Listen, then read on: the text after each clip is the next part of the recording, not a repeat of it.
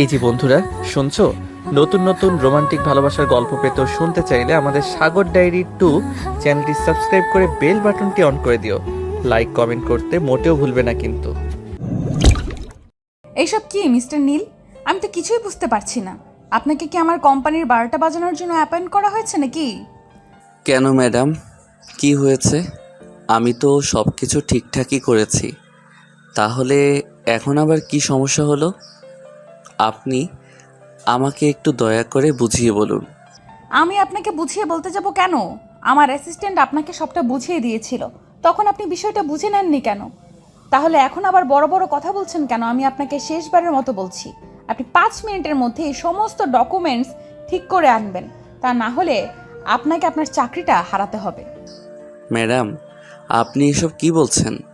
আপনার অ্যাসিস্ট্যান্ট আমাকে যেভাবে বলেছে আমি ঠিক সেভাবেই ডকুমেন্টসগুলো করেছি, তাহলে সমস্যা হওয়ার তো কোনো কথাই নেই। আর যদি সমস্যা হয়েও থাকে তাহলে সবগুলো ডকুমেন্টস চেক করতে অন্তত 2 ঘন্টা সময়ের প্রয়োজন। আর সেখানে আপনি কি না বলছেন 5 মিনিটের মধ্যে সব কিছু ঠিক করে দিতে? এটা কি আদৌ পসিবল?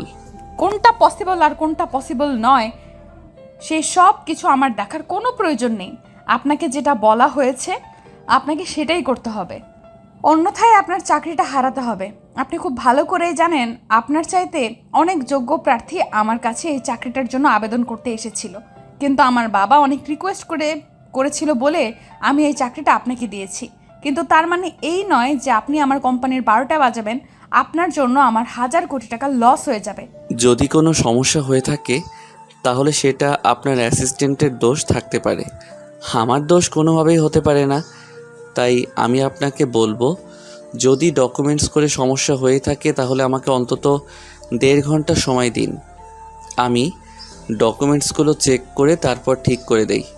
তাছাড়া এই ডকুমেন্টস নিয়ে অফিস থেকে বের হওয়ার আপনার জন্য আরও 3 ঘন্টা সময় বাকি আছে, তাহলে সেখান থেকে আপনি আমাকে 1.5 ঘন্টা সময় দিতেই পারেন। এতে আপনার সেরকম কোনো প্রবলেম হওয়ার কথা নয়। Just stop it. আমি আপনার থেকে কোনো কথাই শুনতে চাইছি না।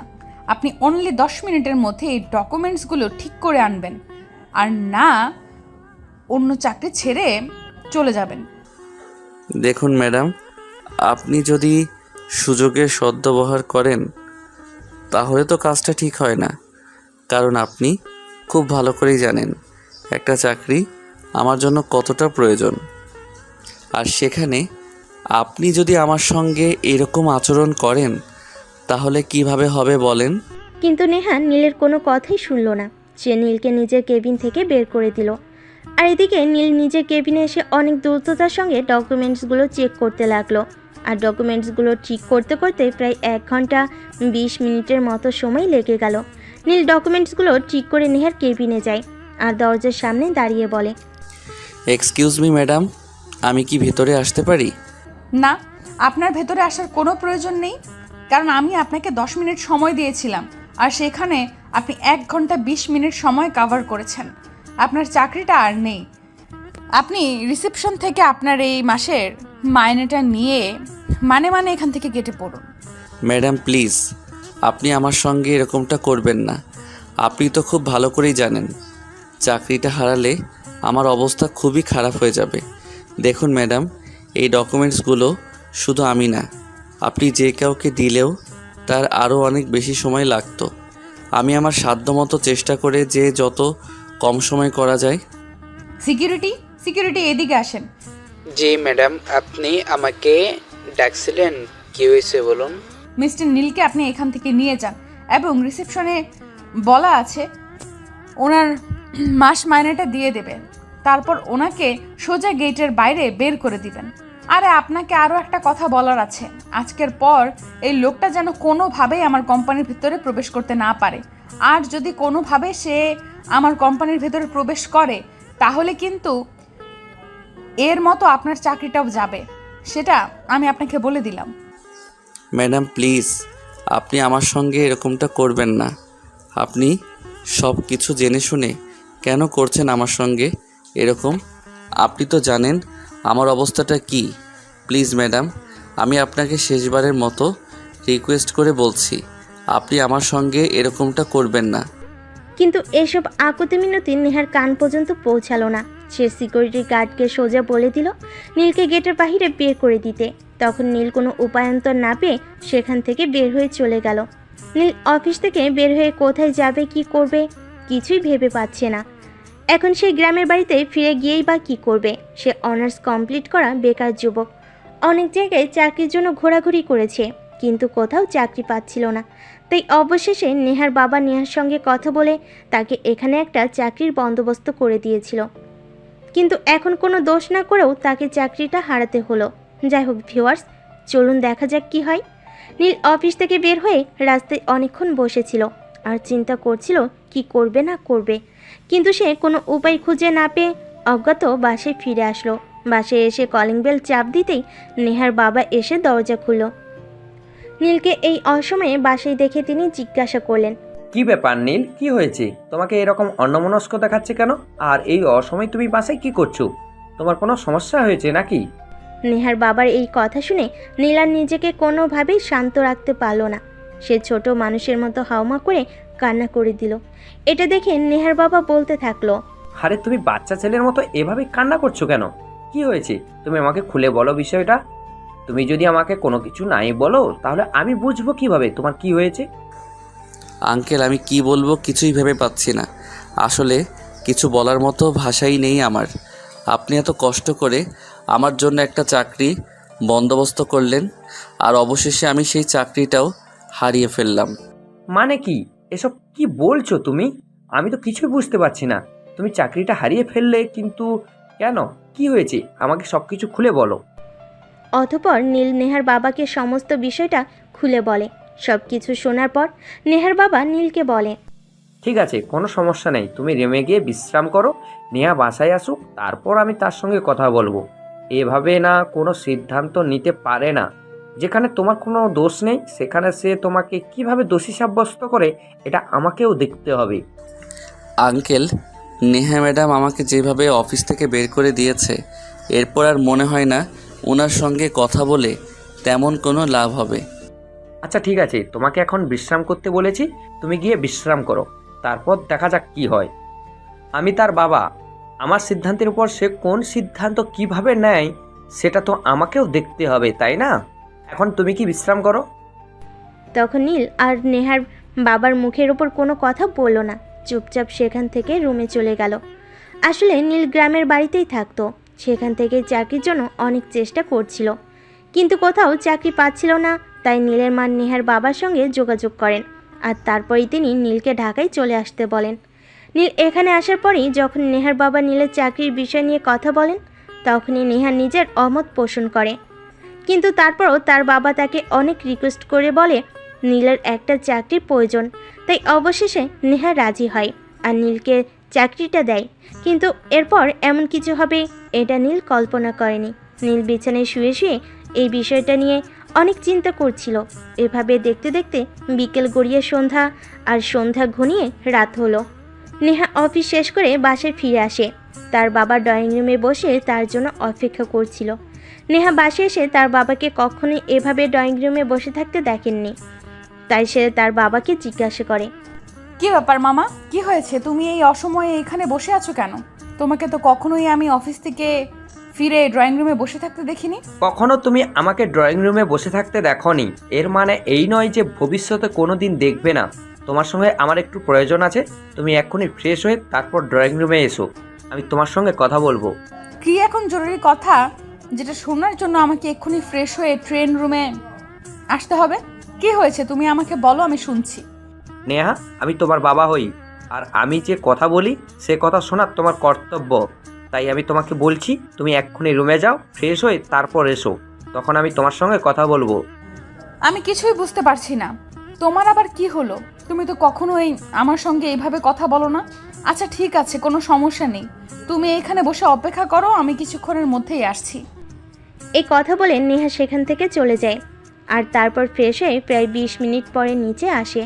আর নিচে এসে দেখে তার বাবা তখনও সেখানে বসে তার জন্য অপেক্ষা করছে। তখন নেহা সেখানে এসে বসে আর তার বাবাকে বলে, হ্যাঁ বাবা, তোমার কি হয়েছে এবার তুমি আমাকে বলো। তোমাকে তো কখনোই এইভাবে কোনো কথা বলার জন্য অপেক্ষা করতে দেখিনি। তুমি আমাকে কোন কথা বলার জন্য এভাবে অপেক্ষা করাবে, এটা আমার কল্পনাতেও ছিল না। যাই হোক, আমি সরাসরি বলি, তুমি নীলকে অফিস থেকে বের করে দিয়েছো কেন? বাবা, আমি এই বিষয়ে তোমার সঙ্গে কোনো কথাই বলতে পারবো না, কারণ অফিসটা আমার। আমি কিভাবে আমার অফিসটা হ্যান্ডেল করব এটা একান্ত ব্যক্তিগত ব্যাপার আমার। নেহা, তুমি কিন্তু ভুলে যাচ্ছ তুমি তোমার বাবার সামনে বসে আছো আর তোমার বাবার সঙ্গে কথা বলছো। আই এম রিয়েলি সরি বাবা, কিন্তু আমি তোমার কথাটা শুনতে পারলাম না। তুমি আমাকে ক্ষমা করে দিও। এরকম গাইয়া ভূত আনস্মার্ট, যার কোনো কাণ্ডজ্ঞান নেই, কোনো রকম কমন সেন্স নেই, তাকে আমি আমার অফিসে রাখতে পারবো না।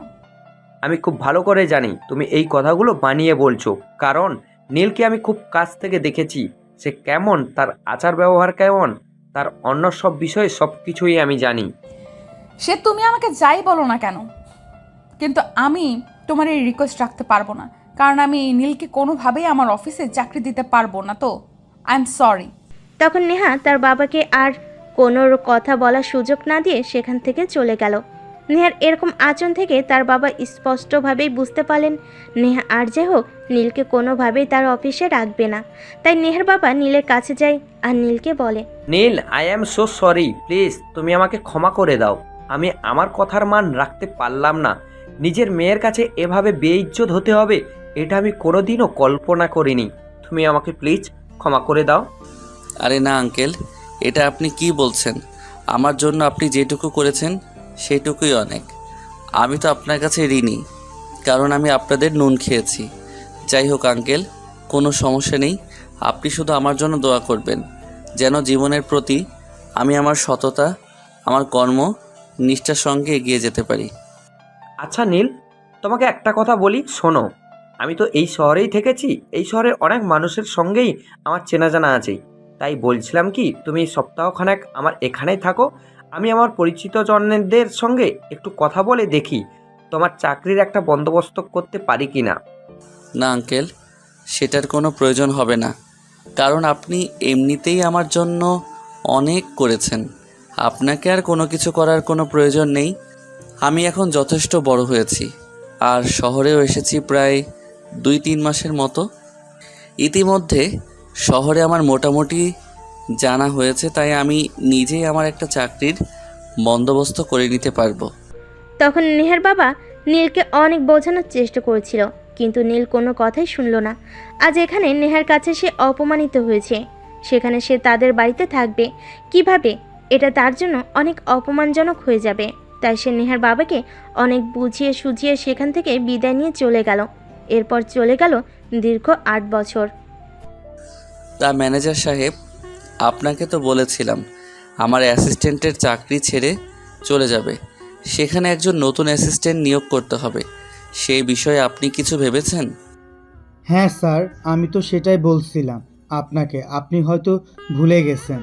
আমি নিউজ পেপারে আপনার অ্যাসিস্ট্যান্ট লাগবে বলে একটা নিয়োগ বিজ্ঞপ্তি দিয়েছি, আর আগামীকালকে তো তার ইন্টারভিউ নেওয়া হবে। আপনি ভুলে যান কিভাবে, বুঝি না। আসলে আপনি তো খুব ভালো করেই জানেন আমাকে অনেক দিক সামলাতে হয়। আমি একা মানুষ, সব দিকে একা সামলানো সম্ভব নয়। এই সব কিছু মেমোরিতে রাখি না, কিছু কিছু জিনিস আছে যেগুলো ডিলিট করে দিয়ে আর সেগুলো মনে করিয়ে দেওয়ার জন্য আপনি তো আছেনই। আর যাতে কোনো কিছুই না ভুলে যাই সেই বিষয়টার জন্যই তো অ্যাসিস্ট্যান্ট রাখা, তাই না? হ্যাঁ স্যার, আমি তো আপনার বিষয়ে সব কিছুই খুব ভালো করে জানি, কারণ আমি তো আর আপনার সঙ্গে আজ নতুন নই। যেদিন থেকে আপনি ব্যবসায়ী পাঠিয়েছেন সেদিন থেকে আপনার সঙ্গে আছি। আপনাকে খুব কাছ থেকে দেখেছি, আপনাকে খুব কাছ থেকে চিনি, তাই আপনার বিষয়ে আমার কোনো দ্বিধা নেই। আরেকটা কথা, আমি তো সেটা ভুলেই গেছিলাম, আর আপনি নিজেও তো আমাকে মনে করিয়ে দিলেন না। আজ বিকেলে যে ক্লায়েন্টের সঙ্গে মিটিংয়ের কথা ছিল, তারা কি মিটিং করতে আসছেন? হ্যাঁ স্যার, আমি একটু আগেই আমাদের সঙ্গে কথা বলেছি। ওনারা কিছুক্ষণের মধ্যে ঢাকায় এসে পৌঁছাবেন, আর বিকেল 3টার মধ্যেই আপনার সঙ্গে মিটিং সারবেন। আরও একটা গুড নিউজ আছে স্যার।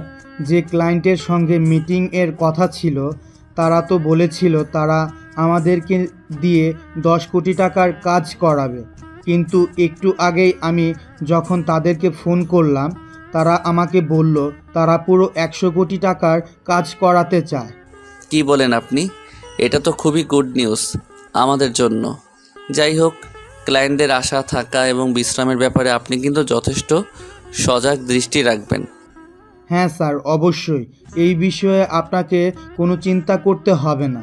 আমি আছি তো, আমি সবার সামনে নিতে পারবো, আমি সব সামনে নিতে পারবো। আপনি শুধু আপনার নিজের দিকে একটু খেয়াল রাখবেন, কারণ আমি আন্টির কাছে শুনেছি আপনার শরীরটা নাকি ইদানিং ভালো যাচ্ছে না। আপনাকে ডক্টরের কাছে যাওয়ার জন্য বলা হচ্ছে, কিন্তু আপনি সেটাও করছেন না। দেখুন, আমাকে নিয়ে চিন্তা করতে হবে না, আমি একদম ঠিক আছি। আপনি শুধু আমার ব্যবসার দিকটা দেখেন, আর আপনার সকল দিক আমি দেখে নেব। আর আমার মায়ের কথা বাদ দিন, আমার মা আমাকে নিয়ে একটু বেশি চিন্তা করে তো, তাই সবসময় এরকম বলে। আমার একটু মাথা ব্যথা করলে উনি একদম অস্থির হয়ে পড়েন। কি করবেন না করবেন তার কোনো কুল কিনারা থাকে না, তাই আমার মায়ের কথায় কান দেওয়ার কিছুই নেই।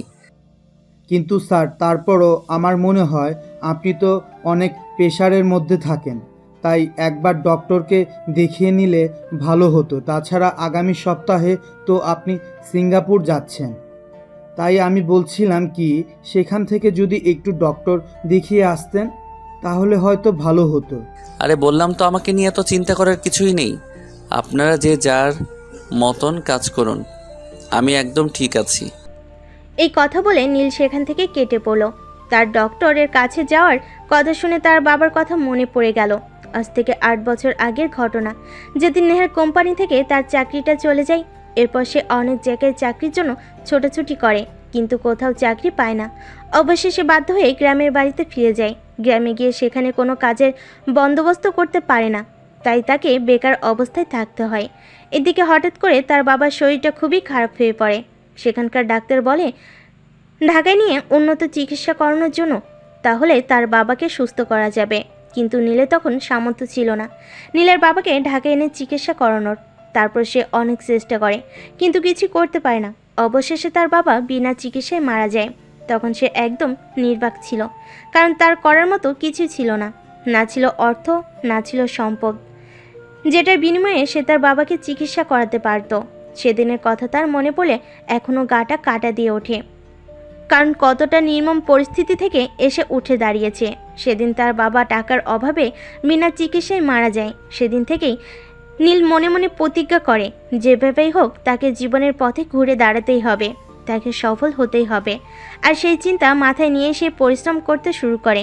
সেদিন থেকেই এসে একটু একটু করে সঞ্চয় করতে শুরু করে আর নিজের ঘুরে দাঁড়ানোর পথটা তৈরি করতে থাকে।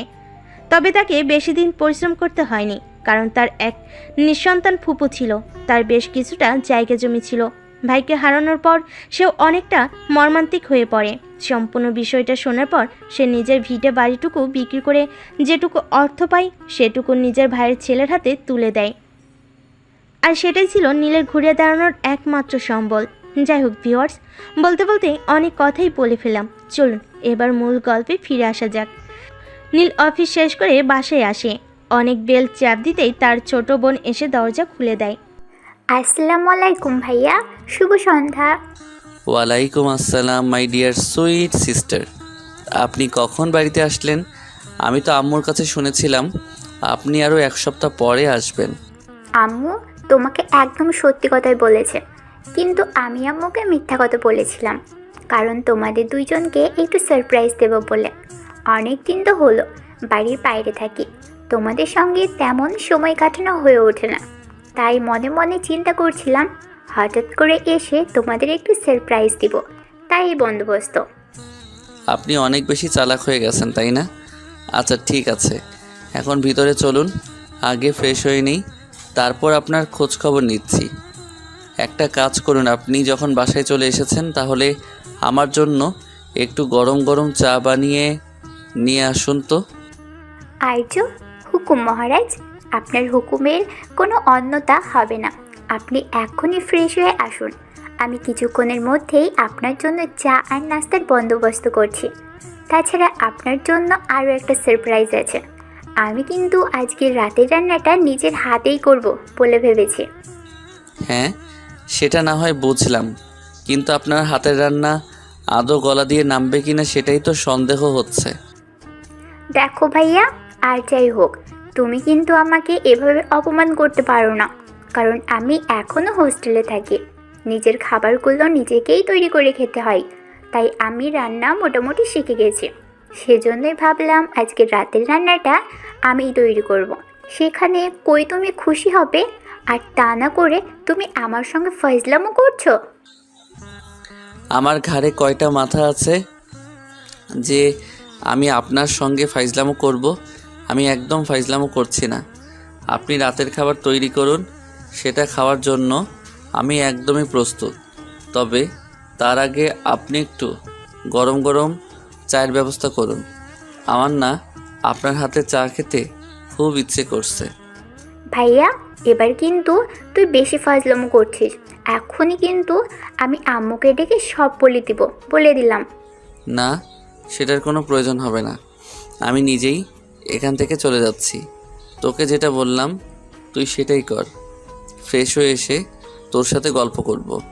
তাড়াতাড়ি করবি কিন্তু। এই কথা বলে নীল সেখানে আর এক মুহূর্ত দেরি না করে সোজা নিজের রুমে চলে গেল। তারপর ফ্রেশ হয়ে প্রায় 10 মিনিট পর নিচে আসলো। নিচে এসে দেখে রিমি তার জন্য নাস্তা বানিয়ে অপেক্ষা করছে, আর ততক্ষণে তার আম্মুও ড্রয়িং রুমে উপস্থিত হয়ে গেছে। নীলকে দেখতে পেয়ে তার আম্মু বলল, কি ব্যাপার নীল, আজ এত সকাল সকাল অফিস থেকে চলে আসলে? তুমি তো কখনো রাত 10টার আগে বাড়িতে ফিরো না। আম্মু, আসলে আজ অফিসে তেমন কোনো কাজের চাপ ছিল না, আর আমি একজন ক্লায়েন্টের সঙ্গে মিটিংয়ে গিয়েছিলাম। সেখান থেকে মিটিং শেষ করে সোজা বাসায় চলে এসেছি, আর অফিসে যাওয়া হয়নি, তাই একটু তাড়াতাড়ি চলে আসতে পারলাম। আর বাড়িতে তাড়াতাড়ি চলে এসেছি বলেই তো এত সুন্দর একটা সারপ্রাইজ তাড়াতাড়ি পেয়ে গেলাম। আর তোমার মেয়ের হাতের বানানো নাস্তাও খাওয়ার ভাগ্য হলো। সে না হয় বুঝলাম, কিন্তু আমি কয়েকদিন ধরেই চিন্তা করছি তোমাকে একটা কথা বলবো, কিন্তু তুমি ইদানিং খুব বেশি ব্যস্ত থাকো, সেই কারণে তোমাকে আর বলা হয়ে ওঠে না। এসব তুমি কি বলবে? তুমি আমাকে কিছু বলবে, সেটার জন্য আমাকে ফ্রি থাকতে হবে না, কিন্তু তোমার কিছু বলার থাকলে তুমি যে কোনো সময় বলতে পারো। এটা তো তোমাকে আমি আগেই বলে দিয়েছি, কিন্তু তারপরও তুমি এরকম চিন্তা মাথায় কেন আনছো বলো? আসলে আমি তোমার বিয়ের ব্যাপারে কথা বলতে চেয়েছিলাম। দেখো, জীবনে অনেক উন্নতি করেছো, সেটা আমি অস্বীকার করি না, কিন্তু একটা মানুষ একা একা কখনোই থাকতে পারে না। 8টা বছর ধরে আমি তোমাকে তিলে তিলে নিজেকে শেষ করে দিতে দেখছি। আমি মা, আমি চাই না এখন আর তুমি নিজেকে কষ্ট দাও, কারণ এখন তোমার সব কিছুই আছে। তাই আমি চাই এখন তুমি বিয়ে করে বাড়িতে একটা বউ নিয়ে আসো।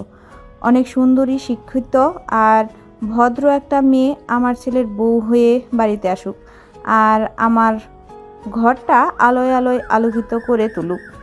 তাছাড়া তোমার ছোট বোন রিমি, সেও পড়াশোনা কমপ্লিট করেছে, তারও তো বিয়ে শাদী নিয়ে চিন্তা করতে হবে, তাই না? তোমার মেয়ের বিয়ের বয়স হয়েছে, সেটা তোমার মেয়ে আমাকে সরাসরি বলতে পারছে না, বিদায় সেটা তোমাকে দিয়ে বলালো, তাই না? তোমার মেয়ের বিয়ের বয়স হয়েছে, সেটা তোমার মেয়ে আমাকে সরাসরি বলতে পারছে না, বিদায় সেটা তোমাকে দিয়ে বলালো, তাই না? দেখো আম্মু, তোমার ছেলে কিন্তু এখন সত্যিই খুব বেশি বাড়াবাড়ি করছে। তুমি খুব ভালো করেই জানো যে বিয়ে শাদী নিয়ে আমার কোনো ইন্টারেস্ট নাই। আমি আমার পড়াশুনো আর ক্যারিয়ার নিয়ে থাকতে চাই। সেখানে বিয়ে শাদীর কথা আসছে কোথা থেকে? তুমি তোমার ছেলেকে বিয়ে করাবে সেটা অন্য কথা, কিন্তু তাই বলে তোমার ছেলে সেখানে আমাকে মেশাবে কেন? হ্যাঁ নীল, রিমি একদম ঠিক কথা বলেছে। সে এখনও অনেক ছোট, তুমি তাকে এরই মধ্যে তাকে টানছো কেন? আমি তোমাকে যেটা বলছি তুমি আমাকে সেটার উত্তর দিবে শুধু। আমি তো কোনো কিছু ভুল বলেছি বলে আমার মনে পড়ছে না, কারণ তুমি তো নিজেই বলেছো আমার বিয়েটা হয়ে গেলেই তুমি তোমার মেয়ের বিয়ের শাদী নিয়ে চিন্তা করবে। সেখানে আমি তো এইটুকুই বললাম, তাহলে আমি কি দোষ করলাম বলো? তুমি কোনো দোষ করনি, শুধু একটু ভুল করছো। সেটা হলো আমি তোমার বিয়ের কথা আগে বলেছি, রিমির বিয়ের কথা আগে বলিনি। তাহলে তুমি রিমির বিয়েটা নিয়ে এত মাথা ঘামাচ্ছ কেন? দেখো মা, তুমি যাই কিছু বলো না কেন, রিমি আমার একমাত্র আদরের ছোট বোন। তোমার পরে রিমি আমার একমাত্র ভরসা আর ভালোবাসার জায়গা। সেখানে রিমিকে নিয়ে চিন্তা করার জন্য যথেষ্ট কারণ রয়েছে। আমি তার একমাত্র বড় ভাই।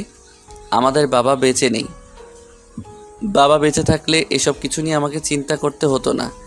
তাই আমি বলছি কি, আম্মু, আমাকে বিয়ে করানোর চিন্তাভাবনা এখন মাথা থেকে ঝেড়ে ফেলে দাও। তুমি আমার বোন, আমি আগে রিমিকে বিয়ে দেব। তারপর যদি ভাগ্যে লেখা থাকে তাহলে আমি বিয়ের শাদী নিয়ে চিন্তা করব। নয়তো আমি বিয়ে করব বলে কোনো চিন্তাভাবনা আমার মাথায় নেই।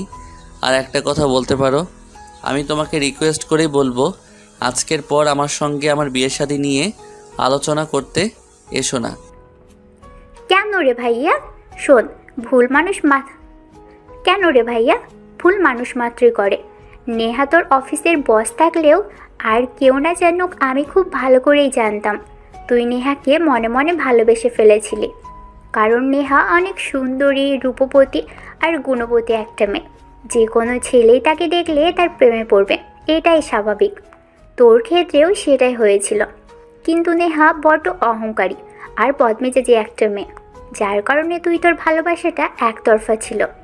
আর যেহেতু নেহা তোকে অনেক অপমান করে তার অফিস থেকে বের করে দিয়েছিল, সেই কারণেই তুই নেহাকে আজও ক্ষমা করতে পারিসনি। দেখ ভাইয়া, আমার মনে হয় নেহা হয়তো এতদিনে এই সব কিছু মন থেকে মুছে ফেলেছে আর হয়তো কাউকে বিয়ে করে সুখে শান্তিতেই সংসার করছে। কিন্তু আমার কথা হলো, তুই কেন এভাবে নিজেকে কষ্ট দিচ্ছিস? কেন নিজের জীবনটা নিজে গুছিয়ে নিচ্ছিস না? কেন একটা অপ্রকাশিত ভালোবাসার আশায় অপেক্ষা করে আছিস? দেখ রিমি, কথা বলছিস বল, এত বেশি কথা বলিস না। এত বেশি কথা বলা কিন্তু আমার পছন্দ নয়, সেটা তুই খুব ভালো করেই জানিস। তাই সবসময় কম কথা বলার চেষ্টা করবি। কেন, রিমি ভুল কি বলেছে? যা বলেছে সেটা তো সত্যি বলেছে। আমিও তো তোকে এই কথাই বলতে চাই। তুই কেন এভাবে নিজেকে শেষ করছিস? আমি মা হয়ে এটা আর সহ্য করতে পারছি না। আম্মু, তোমরা ভুল কিছু চিন্তাভাবনা করছো। আমি কখনোই এরকম কিছু নিয়ে চিন্তাই নেই।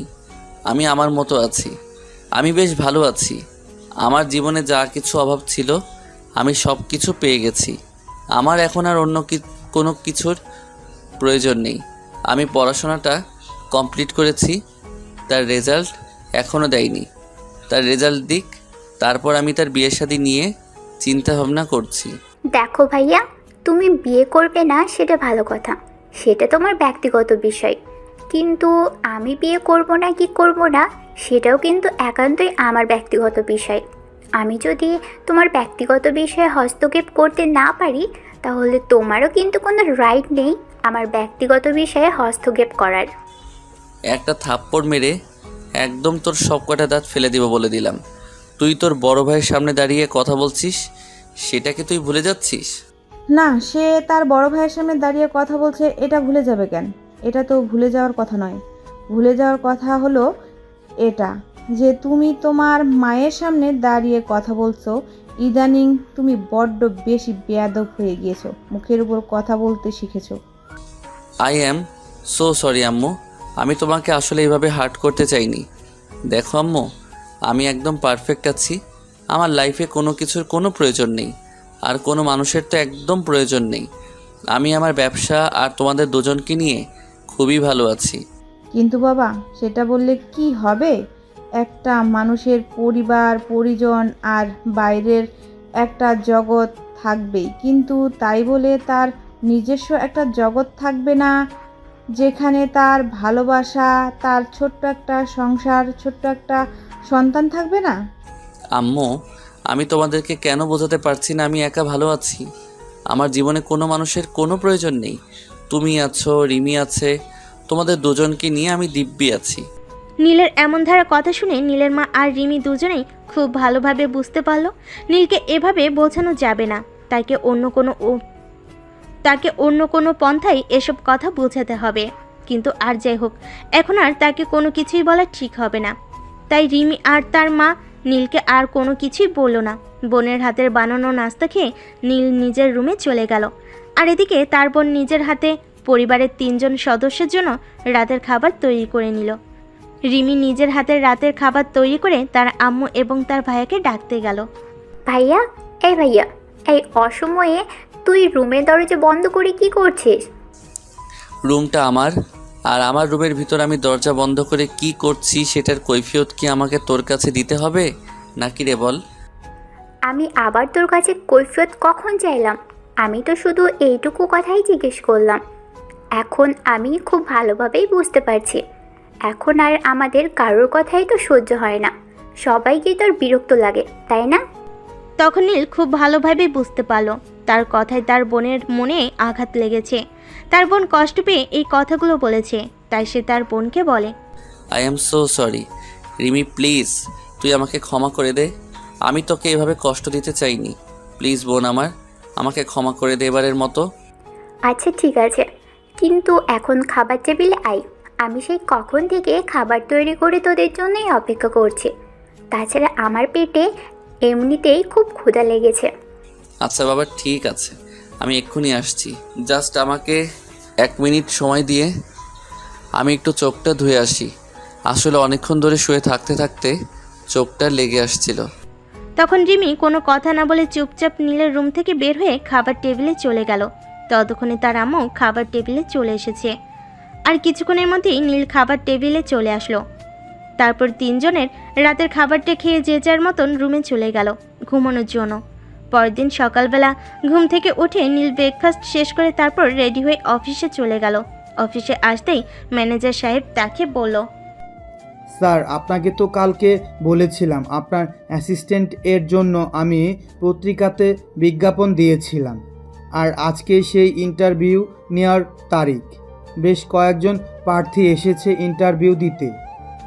আপনি চাইলে আমি কিছুক্ষণের মধ্যেই তাদেরকে আপনার কেবিনে পাঠাতে পারি। হ্যাঁ অবশ্যই, কেন নয়। আপনি তাদের থেকে একজন একজন করে আমার কেবিনে আসতে বলুন, আমি নিজেই একজনকে সিলেক্ট করে নেব। এই কথা শুনে ম্যানেজার সাহেব সেখান থেকে চলে গেলেন। তারপর কিছুক্ষণের মধ্যেই তিনি একজন একজন করে নীলের কেবিনে পাঠাতে লাগলেন। প্রায় 5 জন বের হয়ে গেল। বাকি রয়েছে একটা মেয়ে। মেয়েটা আর কেউ নয়, সেই অহংকারী মেয়েটা যে একদিন নীলকে অপমান করে নিজের অফিস থেকে বের করে দিয়েছিল। কালের বিবর্তনে আজকে নীলের অফিসে এসেছে চাকরির জন্য ইন্টারভিউ দিতে। নীল নিজেরই টেবিলে নিজের চেয়ারে বসে আছে। এমন সময় দরজার সামনে দাঁড়িয়ে নেহা বলে, may I come in sir? কণ্ঠটা খুবই চেনা চেনা লাগছিল, তাই নীল একটু মাথা তুলে তাকায়। আর মাথা তুলে তাকিয়ে দেখে তার সামনে নেহা দাঁড়িয়ে আছে। এটা তো সে বিশ্বাসই করতে পারছে না। তার চোখ দুটো যেন অন্ধ হয়ে আসার উপক্রম। তাই সে আস্তে আস্তে চেয়ার থেকে উঠে দাঁড়ায় আর সেখান থেকে হেঁটে হেঁটে নেহার সামনে গিয়ে দাঁড়ায় আর আস্তে আস্তে বলে, আমি যদি খুব বেশি ভুল না করে থাকি তাহলে আপনি Mrs Neha Chowdhury, group of ইন্ডাস্ট্রিজের একমাত্র মালকিন, তাই না? নীল প্লিজ এইভাবে বলো না। চৌধুরী গ্রুপ অফ ইন্ডাস্ট্রিজের মালিক একদিন ছিলাম, আজ আর মালিক নেই। আজ আমি তোমার অফিসে তোমার অ্যাসিস্ট্যান্ট হয়ে চাকরি করতে এসেছি। আজ আমার নেই কোনো অর্থ সম্পদ, নেই কোনো প্রাচুর্য, আর নেই কোনো অহংকার। আজ আমি সব হারিয়ে নিঃস্ব হয়ে পথে বসেছি। আমার অহংকার আজ আমাকে একদম নিঃস্ব করে ছেড়েছে। এই কথাটা শুনে নীল একটু থমকে যায়। সে কিছুতেই ভাবতে পারে না নেহা কি করে আজ নিঃস্ব হলো। তাই সে নেহাকে সমস্ত বিষয়টা খুলে বলার জন্য বলে। তখন নেহা বলতে থাকে, আজ থেকে 3 বছর আগের ঘটনা। আমার একটা ছেলের সঙ্গে রিলেশন হয়, ভালোই চলছিল সম্পর্ক। আমি ছেলেটাকে বিয়ে করবার জন্য মনস্থির করি, কিন্তু ছেলেটা আমার সঙ্গে এইভাবে প্রতারণা করবে এটা আমি ভাবতে পারিনি। এই কথাটা বলে নেহা একটু থেমে যায়। তখন নীল বলতে থাকে, কি হলো নেহা, তুমি থামলে কেন? তোমাকে তো বললাম, কি হয়েছে সব কিছু আমাকে খুলে বলো। আসলে ছেলেটার সঙ্গে আমার সম্পর্কটা এতটাই ক্লোজ হয়ে গিয়েছিল, ছেলেটা আমাকে যা বলতো আমি তাই করতাম। সে একদিন আমাকে বললো আমার সমস্ত সম্পদ তার নামে লিখে দিতে, তাহলে সে আমাকে বিয়ে করবে। আর আমিও তার প্রেমে এতটাই নিমগ্ন ছিলাম যে আমি আমার ভালো মন্দের কথা চিন্তা না করে আমার সমস্ত সম্পদ তার নামে লিখে দিলাম। যেদিন থেকে আমি আমার সমস্ত সম্পদ তার নামে লিখে দিলাম, এর পর দিন থেকে সে আমার সঙ্গে আর কোনো যোগাযোগ করে না। অনেক চেষ্টা করার পরেও তার সাথে কোনো যোগাযোগ করতে পারলাম না। আর 2 মাস পর সে আমার সামনে এসে দাঁড়ায়। আমি তখন অফিসে কাজ করছিলাম। সে তার নামে লিখে দেওয়া ওই এগ্রিমেন্ট পেপার আমাকে দেখায়। তার সঙ্গে লিগ্যাল টিমের লোকজন ছিল, আর সে ওই লোকজনের সাহায্যে আমাকে অফিস থেকে বের করে দেয়। এমনকি যখন বাড়িতে ঢুকতে চাইছিলাম তখনই দেখতে পেলাম আমার বাবা বাড়ির বাইরে বসে কান্না করছেন। আমি তখন আমার বাবার কাছে যাওয়ার পর জানতে পারলাম আমার বাবাকে বাড়ি থেকে বের করে দেওয়া হয়েছে। কি বলছেন আপনি এসব? আমি তো কিছু বিশ্বাসই করতে পারছি না, আর আমার মাথায় কোনো কিছু ঢুকছে না। আচ্ছা যাই হোক, এখন আঙ্কেল কোথায় আছে আর কেমন আছে সেটা আপনি বলুন। আমি আজকে আঙ্কেলের সঙ্গে যোগাযোগ করার ট্রাই করব। সেটা করে কোনো লাভ হবে না, কারণ ওই দিন বাবা স্ট্রোক করেন। তারপর আমার শরীরে যা গয়না গায়ে ছিল সেগুলো বিক্রি করতে করতে এতদিন ধরে বাবার চিকিৎসা মোটামুটি চালিয়ে যাচ্ছিলাম। কিন্তু গত 2 মাস আগে আমি আমার বাবার চিকিৎসার খরচ আর চালাতে পারছিলাম না। অবশেষে আমার বাবা বিনা চিকিৎসায় মারা যান। ইন্না লিল্লাহি ওয়া ইন্না লিল্লাহি রাজিউন। আপনি এই খবরটা আমাকে আরও আগে জানালেন না কেন? আমি অনেক চেষ্টা করেছিলাম তোমার সঙ্গে যোগাযোগ করতে, কিন্তু কোনোভাবেই যোগাযোগ করতে পারিনি। ফেসবুকে, ইন্টারনেটে অনেকবার তোমার নাম লিখে সার্চ করেছি, কিন্তু কোনো কিছুই খুঁজে পাইনি। গতকাল একটা পত্রিকায় বিজ্ঞাপন দেখলাম তোমার কোম্পানিতে লোক নিয়োগ করা হচ্ছে। সেটা দেখেই তোমার সঙ্গে দেখা করতে চলে আসলাম। কিন্তু ম্যাডাম, এখন আর আমার সঙ্গে দেখা করে আপনার কী লাভ? যা হওয়ার সেটা তো হয়েই গেছে। প্লিজ নীল, আমি তোমাকে রিকোয়েস্ট করে বলছি, তুমি এইভাবে আমার সঙ্গে কথা বলো না। আমি তো নিজেই নিজেকে ক্ষমা করতে পারছি না, সেখানে তুমি আর কি বলবে? আমি জানি আমি কত বড় অপরাধ করেছি, আর এটাও জানি আমি কোনো দিনও তোমার কাছে ক্ষমা পাবো না। কিন্তু প্লিজ নীল, পাপকে ঘৃণা করা যায়, কিন্তু পাপীকে তো আর ঘৃণা করা যায় না। নীল, আমি বাঁচতে চাই। তো আপনার কি মনে হচ্ছে আপনি এখন মরে গেছেন নাকি? আমি তো দেখতে পাচ্ছি একটা জীবিত আছেন। তাহলে আপনার আর কি চাই? নীল প্লিজ, তুমি আমার সঙ্গে এইভাবে কথা বলো না। আমি আর নিতে পারছি না। আমি একটু ভালোভাবে বেঁচে থাকতে চাই। সেটার জন্য সহযোগিতা শুধুমাত্র তুমিই করতে পারো, কারণ তুমি খুব ভালো করেই জানো আমি পড়াশোনা খুব একটা করিনি। যেটুকু পড়াশোনা করেছি সেইটুকু দিয়ে আমি অন্য কোথাও চাকরির জন্য অনেক চেষ্টা করেছি, কিন্তু কোথাও চাকরি পাইনি। প্লিজ তুমি আমাকে একটা চাকরির বন্দোবস্ত করে দাও। দেখুন ম্যাডাম, আমার অফিসে আমার অ্যাসিস্ট্যান্ট নিয়োগ করা হচ্ছে ঠিকই, কিন্তু আমার অ্যাসিস্ট্যান্টকে যতটা শিক্ষিত, যতটা মার্জিত এবং যতটা অমায়িক হতে হবে তার কোনো গুণাগুণই আপনার মধ্যে বর্তমান নেই। তাই আমাকে খুবই দুঃখের সহিত জানাতে হচ্ছে আমি আপনাকে আমার অ্যাসিস্ট্যান্ট হিসেবে নিয়োগ করতে পারছি না, কারণ আপনি আমার অ্যাসিস্ট্যান্ট হওয়ার যোগ্য নন। তারপর আপনি যখন এত রিকোয়েস্ট করে বলছেন, তাহলে আমি আপনার অনুরোধটা রাখার চেষ্টা করতে পারি।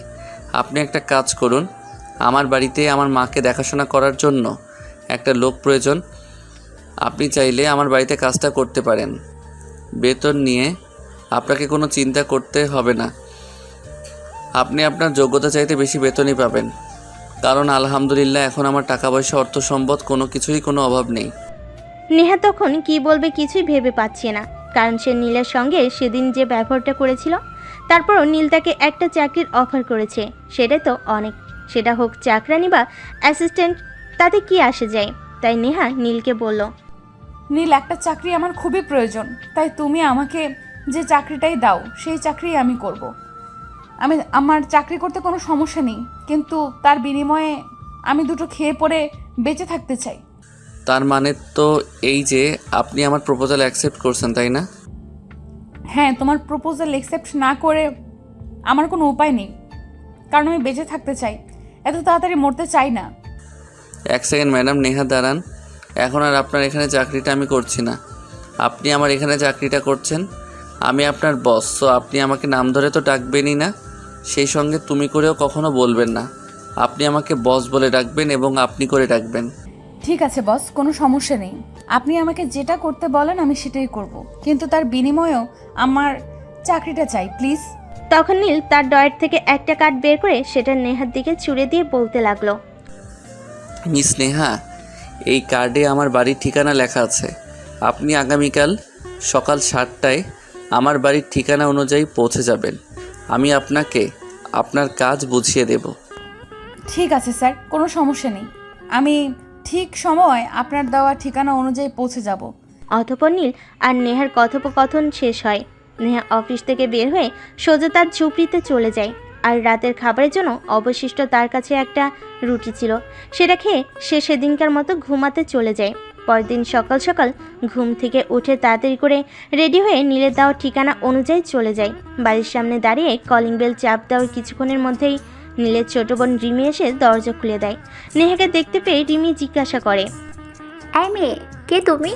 আর এই সাত সকালবেলা আমাদের বাড়িতে কেন এসেছো? কি চাই তোমার? আমাকে আপনি চিনবেন না? এটা কি নীল স্যারের বাসা? আমি নীল স্যারের সঙ্গে দেখা করতে এসেছি। হ্যাঁ, কিন্তু ভাইয়া এখন ঘুমোচ্ছে। আর আপনাকেও তো চিনলাম না। আপনি আপনার পরিচয় দিন, নয়তো আমি আপনাকে বাড়ির ভেতরে ঢুকতে দিব না। আমি আপনার মায়ের দেখাশোনা করব আজ থেকে।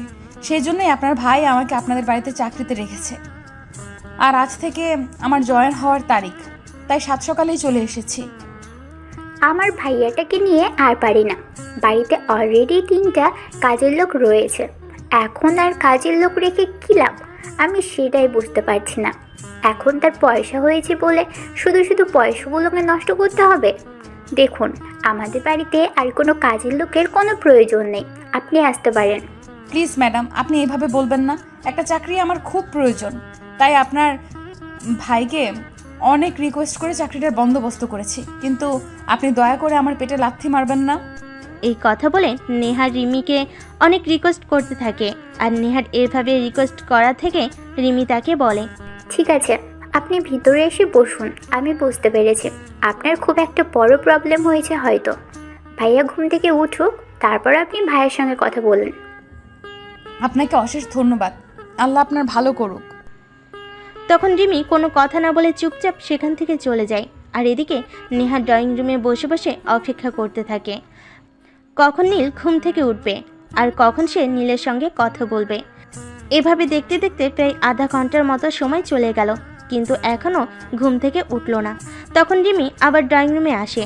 তখন নেহা রিমিকে জিজ্ঞাসা করে, ম্যাডাম, আপনার ভাইয়া কি এখনো ঘুমাচ্ছে? এখনো কি আপনার ভাইয়া ঘুম থেকে ওঠেননি? না, আমার ভাইয়া ঘুম থেকে উঠে গেছে, অনেকক্ষণ হয়েছে। সে ফ্রেশ হয়ে অফিসের একটু কাজ আছে, সেটা করছে। 10 মিনিটের মধ্যেই নিচে আসবে নাস্তা করার জন্য। তখন নেহা আর কোনো কথা না বলে চুপচাপ ড্রয়িং রুমে বসে থাকে। ঠিক এমন সময় নীল সেখানে উপস্থিত হয় আর নেহাকে সোফায় বসে থাকতে দেখে বলতে থাকে, এই যে হ্যালো, এক্সকিউজ মি, আপনি আমার বাড়িতে এসেছেন কাজ করতে, সোফায় বসে থাকতে নয়। আপনাকে সোফায় বসার অনুমতি কে দিয়েছে? আর কেউ বললে আপনি কেন সবাই বসতে যাবেন? আপনি জানেন এই সোফাগুলোর দাম কত? I am so sorry, please আপনি আমাকে ক্ষমা করে দেন। আর কখনো এরকম বলে আমি করব না। আসলে আপনার বোন আমাকে বলেছিল বসতে, তাই আমিও 7-5 না ভেবে সোফায় বসে পড়লাম। সত্যি আমার অনেক বড় ভুল হয়ে গেছে, আর কখনো এমন ভুল করব না। ইটস ওকে, এখনই কিচেনে যান আর 5 মিনিটের মধ্যে আমার নাস্তা বানিয়ে নিয়ে আসুন। আমি নাস্তা শেষ করে তারপর আপনার কাজ দেখিয়ে দেব। কাইন্ডলি আপনি সকালের নাস্তায় কী খান যদি বলতেন, তাহলে আমার নাস্তাটা বানাতে সুবিধা হতো, কারণ আমি তো আজকের আগে কখনো আপনাকে নাস্তা সার্ভ করিনি। নীল নেহাকে ধমক দিয়ে কিছু একটা বলতে চাইছিল, কিন্তু তখনই রিমি এসে সেখানে উপস্থিত হয় আর নেহাকে হাত ধরে টানতে টানতে কিচেনের দিকে নিয়ে যায়। আর কিচেনে নিয়ে গিয়ে বলতে থাকে, এই মেয়ে, তুমি কেন কিছু না জেনে শুনে কাজে চলে আসলে? কেন তুমি জানো আমার ভাইয়ের সম্পর্কে? তুমি যেভাবে ভাইয়ের মুখের সামনে দাঁড়িয়ে কথা বলছিলে, বাড়ির অন্য সব কাজের লোক হলে তো এতক্ষণে 2-4টে চড় খেয়ে ফেলতো। যদি এই বাড়িতে কাজ করার ইচ্ছা থাকে, তাহলে কখনোই আমার ভাইয়ের মুখে মুখে কথা বলবে না, তাহলে কিন্তু এর পরিণাম তোমার জন্য খারাপ হবে। ঠিক আছে ম্যাডাম, সেটা না হয় বুঝলাম, কিন্তু এখন আপনি অন্তত আমাকে এইটা বলুন, আপনার ভাইয়া সকালে নাস্তায় কি খাবেন? আমি তো আপনাদের কারোরই কোনো রুটিন জানি না। Please madam. অন্য সবার রুটিন সময় করে জেনে নিও, কিন্তু এখন ভাইয়ের নাস্তাটা আগে তৈরি করে দাও। 2টা ডিমের অমলেট আর 2টা পরোটা, এগুলোই ভাইয়ার সকালের নাস্তা, আর সঙ্গে 1 কাপ কফি। আচ্ছা ম্যাডাম, ঠিক আছে, কোনো সমস্যা নেই, আমি এক্ষুনি করে দিচ্ছি। বিপত্তি ঘটলো সেখানেই, কারণ নীল প্রতিদিন সকাল 8টার মধ্যে বাসা থেকে বের হয়ে যায়। তার বাসা থেকে অফিসে দূর তো 30 মিনিট, মানে আমার সেই সকাল 8:30টার মধ্যেই অফিসে পৌঁছায়। কিন্তু আজ নেহা নাস্তা বানাতে গিয়ে একটু লেট করে ফেলেছে, মানে প্রতিদিন সকাল 7:40-এর মধ্যেই নীলের ব্রেকফাস্ট তৈরি চাই। কিন্তু আজ নেহা ব্রেকফাস্ট বানাতে গিয়ে 7:50 বেজে গেছে। নেহা যখন নীলের সামনে নাস্তার প্লেট নিয়ে দাঁড়ায় তখন অলরেডি 7:52 বাজে। নীল তখন নাস্তার প্লেট নেহার হাত থেকে নিয়ে ফুলের ছুঁড়ে ফেলে দেয় আর চিৎকার করে বলতে থাকে, টাইম ওয়েস্ট আমি একদমই পছন্দ করি না। আর আপনি প্রথম দিনই আমার সঙ্গে এটা করলেন। আপনার জন্য আজ আমার নাস্তা করাই হলো না। আবার আপনি এসেছেন চাকরি করতে। আপনি কিভাবে চাকরি করবেন আমি তো সেটাই ভাবতে পারছি না। আমার নাস্তাটা বানাতে না হয় 10 মিনিট লেট হয়ে গেল, কিন্তু তাই বলে আপনি এইভাবে খাবারটা ফেলে দিবেন, এটা আমি কল্পনাও করিনি। আপনার রাগ থাকলে আমার উপর আছে, কিন্তু খাবারের সঙ্গে কি? আপনি আমার উপরে রাগটা খাবারের সঙ্গে কেন দেখালেন? দেখুন, বাড়িটা আমার, খাওয়াটাও আমার পয়সায় কেন। সো আমি কি করব না করব সেটা একান্তই আমার ব্যক্তিগত ব্যাপার। এই বিষয়ে আমি কারো কোনো মতামত গ্রহণ করব না। আপনি তো আমার বাড়ির একজন সার্ভেন্ট মাত্র, তাহলে আমি কেন আপনার কথা শুনতে যাব? হ্যাঁ, আমি মানছি সব কিছু আপনার পোষায় কেনা, কিন্তু তাই বলে খাবারের সঙ্গে কেউ এরকম আচরণ করে এটা আমার সত্যিই জানা ছিল না। প্লিজ, আমি আপনাকে রিকোয়েস্ট করে বলছি, আপনি একটু বসুন, কিচেনে আর একটু খাবার বেঁচে আছে, সেটা আমি আপনার জন্য নিয়ে আসি। না, সেটার কোনো প্রয়োজন হবে না, কারণ সময়ের অপচয় আমি একদমই পছন্দ করি না। আর অলরেডি আমার অফিসে টাইম হয়ে গেছে। এখন নাস্তা করতে গেলে আমি অফিসে সময় মতো পৌঁছাতে পারবো না। এই কথা বলে নীল নাস্তা না করে টেবিল থেকে উঠে গেল আর তার বোনকে ডাকতে থাকলো। এই রিমি, রিমি কোথায় গেলি তুই? একবার এদিকে আয় তাড়াতাড়ি, আমার অফিসের সময় হয়ে গেছে। আমি এক্ষুনি বাসা থেকে বের হয়ে যাব। দাঁড়া ভাইয়া, 1 মিনিট, আমি এক্ষুনি আসছি। কি হয়েছে বল? আরে এভাবে ফ্লোরে খাবার পড়ে আছে কেন? ভাইয়া, এই খাবারগুলো কি তুমি ফেলেছিলে? আমি ফেলেছি। তুই খুব ভালো করে জানিস যে আমি সময়ের অপচয় একদম পছন্দ করি না। আর এই মেয়েটা আমার বাড়িতে এসে প্রথম দিনই এই কাজটা করেছে, তাই আমি আর সহ্য করতে পারলাম না। হ্যাঁ, আমি জানতাম যে মেয়েটা সময় মতো তোর খাবারটা দিতে পারেনি। এই মেয়েটা আজ আমাদের বাড়িতে নতুন এসেছে, তাই সে কোনো কিছুই জানে না। আর সেজন্য তুই এরকম আচরণ করবি নাকি? রিমি, এসব কথা বলার জন্য আমি তোকে ডাকিনি। আমি তোকে যেটার জন্য ডেকেছি সেটা তুই শুনবি নাকি আমি চলে যাব? হ্যাঁ বল, আমি তো শুনতেই এসেছি। তুই এরকম আচরণ করছিস কেন? আমি তো সেটাই বুঝতে পারছি না। তোর আবার কি হলো? এই যে এই মেয়েটাকে দেখতে পাচ্ছি, সেই মেয়েটাকে আমি আম্মুর দেখাশোনা করবার জন্য রেখেছি। আম্মুর যা কিছু প্রয়োজন হয় সব এই মেয়েটাকে বিয়ে করিয়ে নিতে বলবি। আর যদি কোনো কাজ না করতে পারে তাহলে সঙ্গে সঙ্গে তুই আমাকে ফোন করবি। আমি তোকে কি বলেছি সেটা তোর মনে থাকবে নাকি আবার মনে করিয়ে দিতে হবে? ভাইয়া, আমার সব কিছুই মনে থাকবে। এখন তুই নিশ্চিন্ত মনে অফিসে যা, আর নিজের মন থেকে হিংসা বিদ্বেষ এগুলো সরিয়ে ফেল। তুই কেন এই মেয়েটার সঙ্গে এরকম করছিস আমি সেটাই বুঝতে পারছি না। কি শত্রুতা তোর এই মেয়েটার সঙ্গে? এত কিছু বুঝে তোর কোনো লাভ নেই। তোকে যেটা করতে বলেছি তুই সেটাই করবি। তুই আমার বোন হয়েছিস তো কি হয়েছে? আমি যে কারোর সঙ্গে এত কথা কৈফিয়ত দিতে পছন্দ করি না সেটা কিন্তু তুই নিজেও খুব ভালো করে জানিস। তো যেটা বলছি সেটাই কর। এই কথা বলতে বলতে নীল বাসা থেকে বের হয়ে চলে যায়। আর এদিকে রিমি নেহাকে বলে, আচ্ছা, কে তুমি? কি তোমার পরিচয়? আর ভাইয়া তোমার সঙ্গে কেন এরকম আচরণ করছে? দয়া করে বিষয়টা আমাকে একটু খুলে বলবে? আমি যদি এই বিষয়টা আপনার সঙ্গে শেয়ার করি তাহলে আপনার ভাইয়া আমার সঙ্গে যে খারাপ আচরণ করছে আপনি নিজেই আমার সঙ্গে তার বেশি খারাপ আচরণ করতে বাধ্য হবেন, কারণ আমি এতটাই খারাপ কাজ করেছি। দেখো, আমি ভাইয়ের মতো উগ্র জাতীয় মেয়ে মানুষ নই। আমি যথেষ্ট ঠান্ডা মেজাজের মেয়ে। তাই আমি তোমাকে বলছি, কি হয়েছে আমাকে খুলে বলো, দেখি আমি তোমার জন্য কিছু করতে পারি কিনা। তখন নেহা রিমিকে সমস্ত ঘটনা খুলে বলে। সব কিছু সুন্দর রিমি নেহাকে বলে, আসলে ভাইয়া ছোটবেলা থেকে একগুঁয়ে, কিন্তু আমার বাবা যতদিন বেঁচে ছিলেন ততদিন আমার বাবা আমার ভাইয়াকে একটু কন্ট্রোল করতে পারতেন। কিন্তু আমার বাবা আমাদের ছেড়ে চলে যাওয়ার পর থেকে ভাইয়া একদম একগুঁয়ে হয়ে গেছে। ঠিক আছে, তারপরও তুমি কোনো চিন্তা করো না, আমি আম্মুর সঙ্গে এই বিষয়ে কথা বলবো, দেখি তোমার জন্য কিছু করতে পারি কিনা। তখন নেহা আর কিছু বলেনি, চুপচাপ দাঁড়িয়েছিল। এদিকে দেখতে দেখতে বেলা প্রায় 10টার মতো বেজে গেল। আর রিমির আম্মু নাস্তা করতে নিচে এসেছে। রিমি আর নেহা দুজনেই বসে গল্প করছিল। সেটা দেখেই তিনি বলেন, কি ব্যাপার রিমি, এই মেয়েটাকে তোর বন্ধু হয় নাকি? আম্মু, তুমি চলে এসেছো? তুমি একটু এদিকে আসো, তারপর তোমাকে আমি সব কিছু খুলে বলছি। করণের কি হয়েছে? তাছাড়া একটা কথা, এই মেয়েটাকে তো আজকের আগে কোনোদিনও তোর সঙ্গে দেখিনি, তাহলে হঠাৎ করে এই মেয়েটা কথা থেকে আসলো আর এত সকালেই বা কেন আসলো? তোমাকে তো আমি বললাম তুমি এখানে এসে বসো, তারপর আমি তোমাকে সব কিছু খুলে বলছি, কিন্তু তুমি আমাকে কোনো কিছু বলার সুযোগ না দিয়ে নিজেই বকবক করে যাচ্ছ। এভাবে হয় নাকি কিছু? তুমি বসো, তারপর আমি তোমাকে সব কিছু খুলে বলি। তখন রিমির মা আর কোনো কথা না বলে চুপচাপ সেখান থেকে এসে বসে আর বসার পর রিমিকে বলতে শুরু করে। সব কিছু শোনার পর রিমি মা নেহাকে বলে, দেখো, আমি তোমার জন্য কিছু করতে পারবো কি না সেটা সঠিক বলতে পারছি না, কারণ আমার ছেলেটা বড্ড একগুঁয়ে হয়ে গেছে। সে যেটা বলে সেটাই করে, কিন্তু আমি আমার মন প্রাণ দিয়ে চেষ্টা করব তোমার জন্য কিছু করতে। আন্টি, আমি জীবনে অনেক পাপ করেছি আর পাপের ফলও ভোগ করছি। তাছাড়া আমি নীলের সঙ্গে যে অন্যায়টা করেছি তার জন্য আমি বারবার নীলের কাছে ক্ষমা চেয়েছি, কিন্তু সে আমাকে ক্ষমা করেনি। এখন তো আমার জীবনে কোনো কিছুই নেই, শুধু একটু মান সম্মান নিয়ে বেঁচে থাকতে চাই। সেই জন্যই অনেক চেষ্টার পর নীলের খোঁজ করেছি।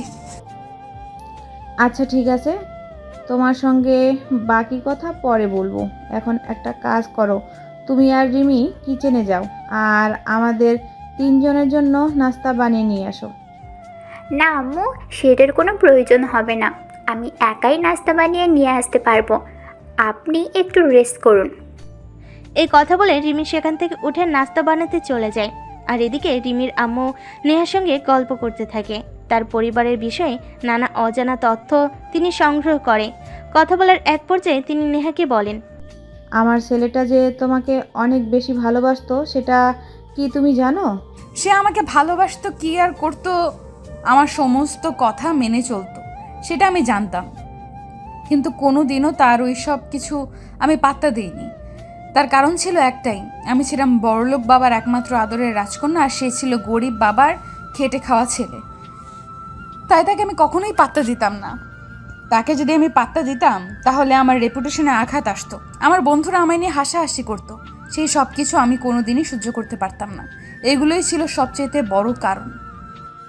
যাই হোক, আমি সম্পূর্ণ বিষয়টা খুব ভালোভাবেই বুঝতে পেরেছি। তবে তুমি কোনো চিন্তা করো না, হাজার হলেও নীল আমার পেটের সন্তান, আমি তাকে জানি আর বুঝি, তাই আমি যথাসাধ্য চেষ্টা করব। তাদের কথা বলার মাঝখানে রিমি সবার জন্য নাস্তা বানিয়ে নিয়ে চলে আসে আর 3 জনই একসঙ্গে বসে নাস্তা করে নেয়। এভাবে দেখতে দেখতে সারাটা দিন চলে গেল। সন্ধ্যায় যখন নীল বাসায় ফিরে আসলো তখন সে দেখতে পেল তারা 3 জন একসঙ্গে বসে গল্প করছে। এটা দেখে সে যেন একদম তেলে বেগুনে জ্বলে ওঠে। তখনই সে চিৎকার করে বলতে থাকে, এই মেয়ে, আপনার সাহস তো কম না? আমি সকালবেলা বললাম আর আপনি সেটা এখনই ভুলে গেলেন? আপনারা আমাদের বাড়িতে চাকরি করার কোনো প্রয়োজন নেই। আপনি এখনই আমাদের বাড়ি থেকে বের হয়ে যান। আমি আপনার চেহারাটাও দেখতে চাই না। নীল, এসব বন্ধ কর। তোমার এরকম আচরণ আমি সত্যি মেনে নিতে পারছি না। আমার ভাবতে অবাক লাগছে যে তুমি আমার সন্তান। তুমি আমার সন্তান হয়ে একটা মেয়ের সঙ্গে এভাবে আচরণ করতে পারছো? আম্মু, তুমি কোনো কিছুই জানো না এই মেয়েটার সম্পর্কে। কত বড় বেয়াদব আর কত বড় স্বার্থপর এই মেয়েটা। তাই আমি তোমাকে রিকোয়েস্ট করে বলবো, তুমি আমাদের দুজনের মধ্যে আসবে না। এই মেয়েটার সঙ্গে আমার জনম জনমের শত্রুতা। সে যাই হোক, এত কিছু আমি জানি না আর জানতেও চাই না। আমি যেটুকু জানি সেটুকুতেই আমার চলে যাবে। এখন আমি তোমাকে যেটা বলতে চাই সেটা তোমাকে শুনতেই হবে। দেখো আম্মু, আমি তোমার কাছে আশা করব তুমি কখনোই আমাকে এমন কিছু করতে বলবে না যেটা আমি করতে পারবো না, বা যেটা করা আমার পক্ষে কোনোভাবেই সম্ভব নয়। তাই আমি তোমাকে বলবো, যেটা তুমি বলবে সেটা যেন আমার করার যোগ্যতাই হয়। আমি তোমার মা, সেই সূত্রে তোমাকে কোনো কাজ করার কথা বললে সেটা যদি তোমার হাজার কষ্ট হয় তারপরও তোমাকে করতেই হবে। এই কথা শুনে নীল কিছু একটা বলতে চাইছিল, কিন্তু তার মাঝ তাকে সেই সুযোগটা দিল না। তিনি নিজেই বলতে থাকলেন, নেহা আজ থেকে আমাদের বাড়িতে আমাদের সঙ্গে থাকবে, আর তুমি আগামীকাল থেকে নেহাকে অফিসে জয়েন করাবে, এটা আমার আদেশ। আম্মু, এটা কোনোভাবেই সম্ভব নয়। আমি এই মেয়েটাকে আর যাই হোক আমার অফিসে রাখতে পারবো না, কারণ অফিসে যদি রাখি তাহলে সে স্যার এখন আমার সামনে সামনে থাকবে, আর এই মেয়েটা আমার সামনে থাকলে আমার মেজাজ এমনিতেই খুব খারাপ থাকবে। তুমি যদি কোনো মানুষকে তোমার সামনে সহ্য করতে না পারো তাহলে আমি বলবো তোমার ডাক্তার দেখানোর প্রয়োজন। তুমি যত দ্রুত সম্ভব একজন ডাক্তার দেখাও, আর তা না হলে হয়তো তুমি ডিসপ্রেট হয়ে পড়বে। আম্মু, আমি তোমাকে কি বলতে চাইলাম আর তুমি কি বুঝতে পেরেছো সেটাই আমি বুঝতে পারছি না। এই মেয়েটা কিভাবে তোমাদের ব্রেন ওয়াশ করে নিল সেটাই তো আমার মাথায় ঢুকছে না। মেয়েটা আমাকে কোনো কিছুই বলেনি। আমার বিবেক যা বলেছে আমি তাই তোমাকে বলছি। মেয়েটাকে তুমি আগামীকাল থেকে অফিসে নিয়ে যাবে আর তোমার অ্যাসিস্ট্যান্ট হিসেবেই রাখবে, এটা আমার আদেশ। তুমি যদি আমার আদেশ অমান্য করো তাহলে কিন্তু আমি তোমার সাথে থাকবো না, বলে দিলাম। আম্মু, তুমি বাইরের একটা মেয়ের জন্য আমার সঙ্গে এরকম আচরণ করতে পারো না, কারণ আমি তোমার পেটের সন্তান। তুমি বাইরের একটা মেয়ের জন্য আমার সঙ্গে সম্পর্ক খারাপ করতে পারো না। তুমি আমার সন্তান হয়ে যদি আমার কথা শুনতে না পারো তাহলে তোমার সঙ্গে সম্পর্ক তো আমাকে খারাপ করতেই হবে, তাই না? এখন আমি তোমার সঙ্গে আর কোনো কথা বলতে চাই না। তুমি রুমে যাও, বিশ্রাম করো, আর রাত ঠিক 9টার মধ্যে খাবার টেবিলে জয়েন করবে। তখন নীল কিছু বলতে চাইলো আর বলা হয়ে উঠল না। সে চুপচাপ সেখান থেকে নিজের রুমে চলে গেল আর ভাবতে থাকলো তার মা কেন এরকম বলেছে। সে তো নেহাকে একদম সহ্য করতে পারে না, সেখানে তার অ্যাসিস্ট্যান্ট হিসাবে কিভাবে রাখবে। এসব কিছু রুমে বসে বসে চিন্তা করতে লাগলো। এদিকে দেখতে দেখতে রাতের খাবারের সময় হয়ে আসলো। নীল রাতের খাবার খাওয়ার জন্য নিচে আসলো। নিচে এসে দেখে রিমি, নেহা আর তারামু তিনজনের ডাইনিং টেবিলে বসে আছে।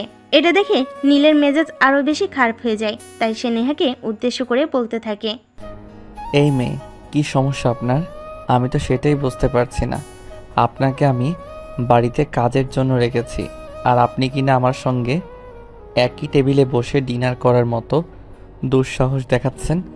আমি তো ভাবতেই পারছি না, এত সাহস আপনি কোথা থেকে পাচ্ছেন? নীল, তোমাকে আমি শেষবারের মতো বলছি, তুমি এই মেয়েটার সঙ্গে ভদ্রভাবে কথা বলো, তা না হলে কিন্তু আমার থেকে খারাপ কেউ হবে না, সেটা আমি তোমাকে বলে দিলাম। তখন নীল আর কিছু বলার সাহস পেল না, চুপচাপ টেবিলে বসে পড়ল। তারপর খাবার খেয়ে নিজের রুমে চলে গেল।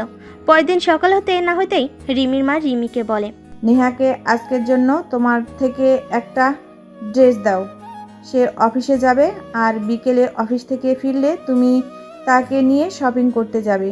তার প্রয়োজনীয় যা যা জিনিসপত্র লাগে সব কিছু তুমি কিনে দিবে। সে না হয় বুঝলাম, যা কিছু লাগে সব কিছু আমি কিনে দেব, কিন্তু ভাইয়া যে পরিমাণ রেগে আছে, ভাইয়া যদি কিছু করে বসে তখন আমি কি করব? ভাইয়াকে নিয়ে চিন্তা করার কথা আমি তোমাকে বলিনি, তোমাকে আমি যেটা বলেছি তুমি সেটাই করবে। আচ্ছা আম্মু, ঠিক আছে, তুমি যেটা বলবে আমি সেটাই করব। এটা নিয়ে তোমাকে কোনো চিন্তা করতে হবে না।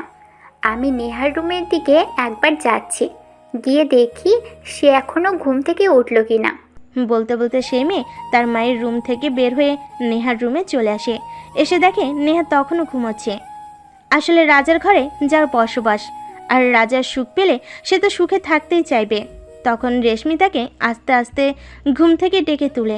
তারপর নেহা ফ্রেশ হতে চলে যায়। ফ্রেশ হয়ে এসে দেখে রিমি তার জন্য জামা কাপড় নিয়ে অপেক্ষা করছে। এটা দেখে সে রিমিকে বলে, আমার জামা কাপড় আছে, সেটা দিয়েই তো আমার হয়ে যাবে।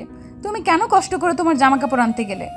তোমার যা জামা কাপড় আছে সেগুলো পরে অফিসে যাওয়ার মতো অবস্থাতে নেই, তাই আম্মু বলেছে আজ তুমি আমার জামা কাপড় পরেই অফিসে যাবে, আর বিকেলে অফিস থেকে আসলে আমি তোমাকে তোমার প্রয়োজনীয় সমস্ত জিনিসপত্র কিনে দিব। আমার জন্য তোমাদেরকে কতটা খারাপ পরিস্থিতির মুখোমুখি হতে হয়েছিল সেটা তোমরা জানার পরেও আমাকে এতটা প্রাধান্য দিচ্ছ, আমি সেটা ভাবতেই পারছি না। এরকম মেন্টালিটি যদি আমার আগে থাকতো তাহলে হয়তো তোমার বাবা এখন আমাদের মাঝে বেঁচে থাকতেন। দেখো, যেটা হওয়ার সেটা হয়ে গেছে, এখন আর সেটা নিয়ে চিন্তা করে কোনো লাভ নেই। এখন ভবিষ্যতে কি হবে না হবে সে সব কিছু নিয়ে চিন্তা করার সময়। তাই আমি বলবো এই ভবিষ্যৎ নিয়ে চিন্তা করা, অতীত নিয়ে ভেবো না। হ্যাঁ, সেটাই তো। এখন একমাত্র উপায় এর অবলম্বন অতীত নিয়ে চিন্তা করে এখন আর কি হবে? এখন তো বর্তমান আর ভবিষ্যৎ নিয়ে চিন্তা করতে হবে। যাই হোক, অলরেডি 7:30 বেজে গেছে, আমি তাড়াতাড়ি রেডি হয়ে নিই। তোমার ভাইয়া তোমার কিছুক্ষণের মধ্যেই বাসা থেকে বের হয়ে যাবে। হ্যাঁ সেটাই তাড়াতাড়ি রেডি হয়ে ব্রেকফাস্ট টেবিলে এসো। আমি সবার জন্য নাস্তা তৈরি করেছি, সবাই একসঙ্গেই নাস্তা করব। আর তারপর তোমরা দুইজনে অফিসে যাবে। এই কথা বলতে বলতে রিমি নেহার রুম থেকে বের হয়ে চলে যায়। আর এদিকে নেহা তাড়াতাড়ি করে রেডি হয়ে অফিসে যাওয়ার জন্য তৈরি হয়ে নাস্তার টেবিলে এসে দেখে নীলের নাস্তা প্রায় শেষ। সে সবে মাত্র নাস্তা করতে এসেছে। তখন নীলের আম্মু নীলকে বলে, তুমি গাড়িতে গিয়ে 5 মিনিট ওয়েট করো, নেহা নাস্তাটা শেষ করে আসছে একদম। কিন্তু নেহাকে ফেলে রেখে তুমি অফিসে যাবে না, তাহলে কিন্তু খুব খারাপ হবে বলে দিলাম। আমি কিছুতেই এটা বুঝতে পারছি না, এই মেয়েটা কিভাবে তোমাদের ব্রেন ওয়াশ করলো। তোমরা এই মেয়েটাকে নিয়ে কেন এত চিন্তা নিয়ে মগ্ন হয়ে আছো? এই মেয়েটার জন্য আমি আমার বাবাকে হারিয়েছি। এই মেয়েটাকে তো আর যাই হোক আমি কোনোদিন ক্ষমা করতে পারবো না। দেখো ভাইয়া, একটা কথা বলার ইচ্ছে না থাকা সত্ত্বেও বলতে হচ্ছে।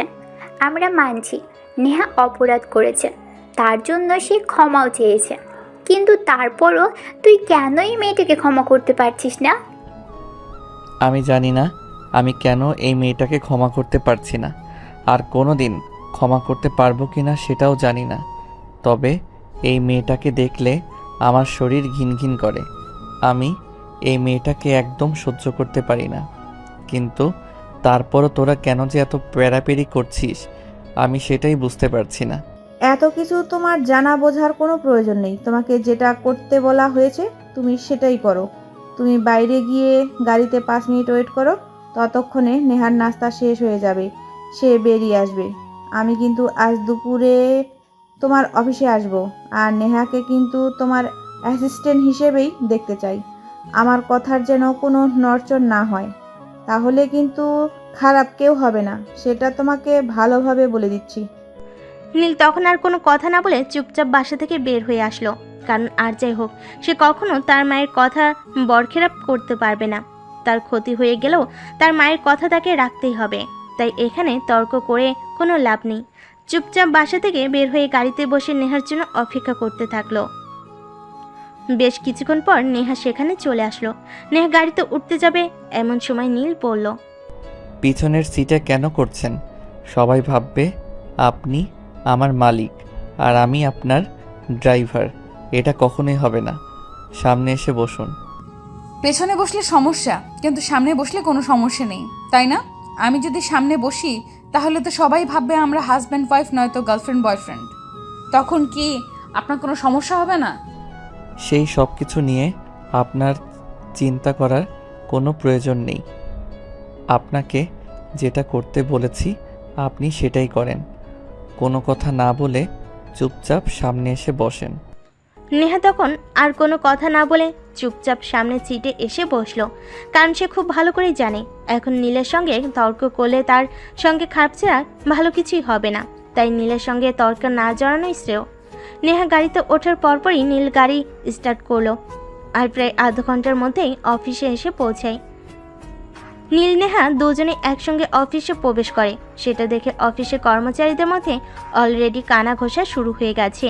কারণ আজ পর্যন্ত নীলের সঙ্গে অফিসের কোনো স্টাফ এক গাড়িতে করে আসেনি, সেখানে একটা মেয়ে। এই বিষয়টা কোনোভাবেই অফিসের কর্মচারীরা মেনে নিতে পারছে না। অলরেডি খবরটা অফিসের ম্যানেজারের কান পর্যন্ত পৌঁছে গেল। তাই তিনি এক মুহূর্ত কাল বিলম্ব না করে নীলের চেম্বারে চলে আসেন। তিনি চেম্বারে এসে দেখেন নীল কম্পিউটার কাজ করছে। তাই তিনি দরজায় দাঁড়িয়ে নক করেন। আসসালামু আলাইকুম স্যার অ্যান্ড গুড মর্নিং। ওয়ালাইকুম আসসালাম। ম্যানেজার সাহেব, আপনি এই সকালবেলা কি ব্যাপার? কিছু হয়েছে নাকি? ভিতরে এসে বসুন, তারপর বলুন। স্যার, আমি আসলে আপনাকে একটা কথা বলতে এসেছি। অফিসের সবার মধ্যে একটা কানাকানি শুরু হয়ে গেছে, যেটা আমার কান পর্যন্ত পৌঁছাচ্ছে। তাই আমি ভাবলাম এই বিষয়টা আপনাকে অবগত করা উচিত। কি বলবেন বলছেন না কেন? এত হেয়ালি কেন করছেন? আপনি তো খুব ভালো করেই জানেন এভাবে হেয়ালি করে কথা বলা আমার একদমই পছন্দ নয়। আমি সোজাসাপটা কথা বলতে পছন্দ করি। স্যার, আমি অফিসের স্টাফদের কাছে শুনলাম আপনার সঙ্গে নাকি একটা মেয়ে আমাদের অফিসে এসেছে। সেটা নিয়ে তাদের মধ্যে কানাকানি চলছে। আপনার সঙ্গে আজ পর্যন্ত কোনো স্টাফ এক গাড়িতে করে আসতে পারেনি। সেখানে একটা মেয়ে আপনার সঙ্গে এক গাড়িতে করে এসেছে, সেটা অফিসের স্টাফরা ভালোভাবে নিতে পারছে না। আমি আমার সঙ্গে আমার গাড়িতে করে কাকে নিয়ে আসবো আর কাকে নিয়ে আসবো না সেটার কৈফিয়ত কি এখন আমার অফিসের কর্মচারীদের কাছে দিতে হবে নাকি? সরি, বিষয়টা আমি বুঝতে পারলেও তো অফিসের কর্মচারীদেরকে বোঝাতে পারছি না। তাদের কথা তো একটাই, আজ পর্যন্ত অফিসের কোনো স্টাফকে দেখলাম না এমডির সঙ্গে এক গাড়িতে আসতে। আর সেখানে একটা অপরিচিত মেয়ে, সে কি করে আসতেছে? সে তো এমডি পরিবারের কেউ নয়, কারণ এমডির পরিবারের সবাইকে অফিসের সকল কর্মচারী চিনে। এই হলো বিষয়। ঠিক আছে, এটা নিয়ে আপনার চিন্তা করার কোনো কারণ নেই। আমি বিষয়টা সামলে নিব। যাই হোক, আপনাকে আমি নিজেই ডেকে নিতাম। এই মেয়েটা গতকাল তো আমাদের অফিসে আমার অ্যাসিস্ট্যান্ট হিসেবে নিয়োগ হওয়ার জন্য ইন্টারভিউতে এসেছিল, কিন্তু আমি সিলেক্ট করিনি।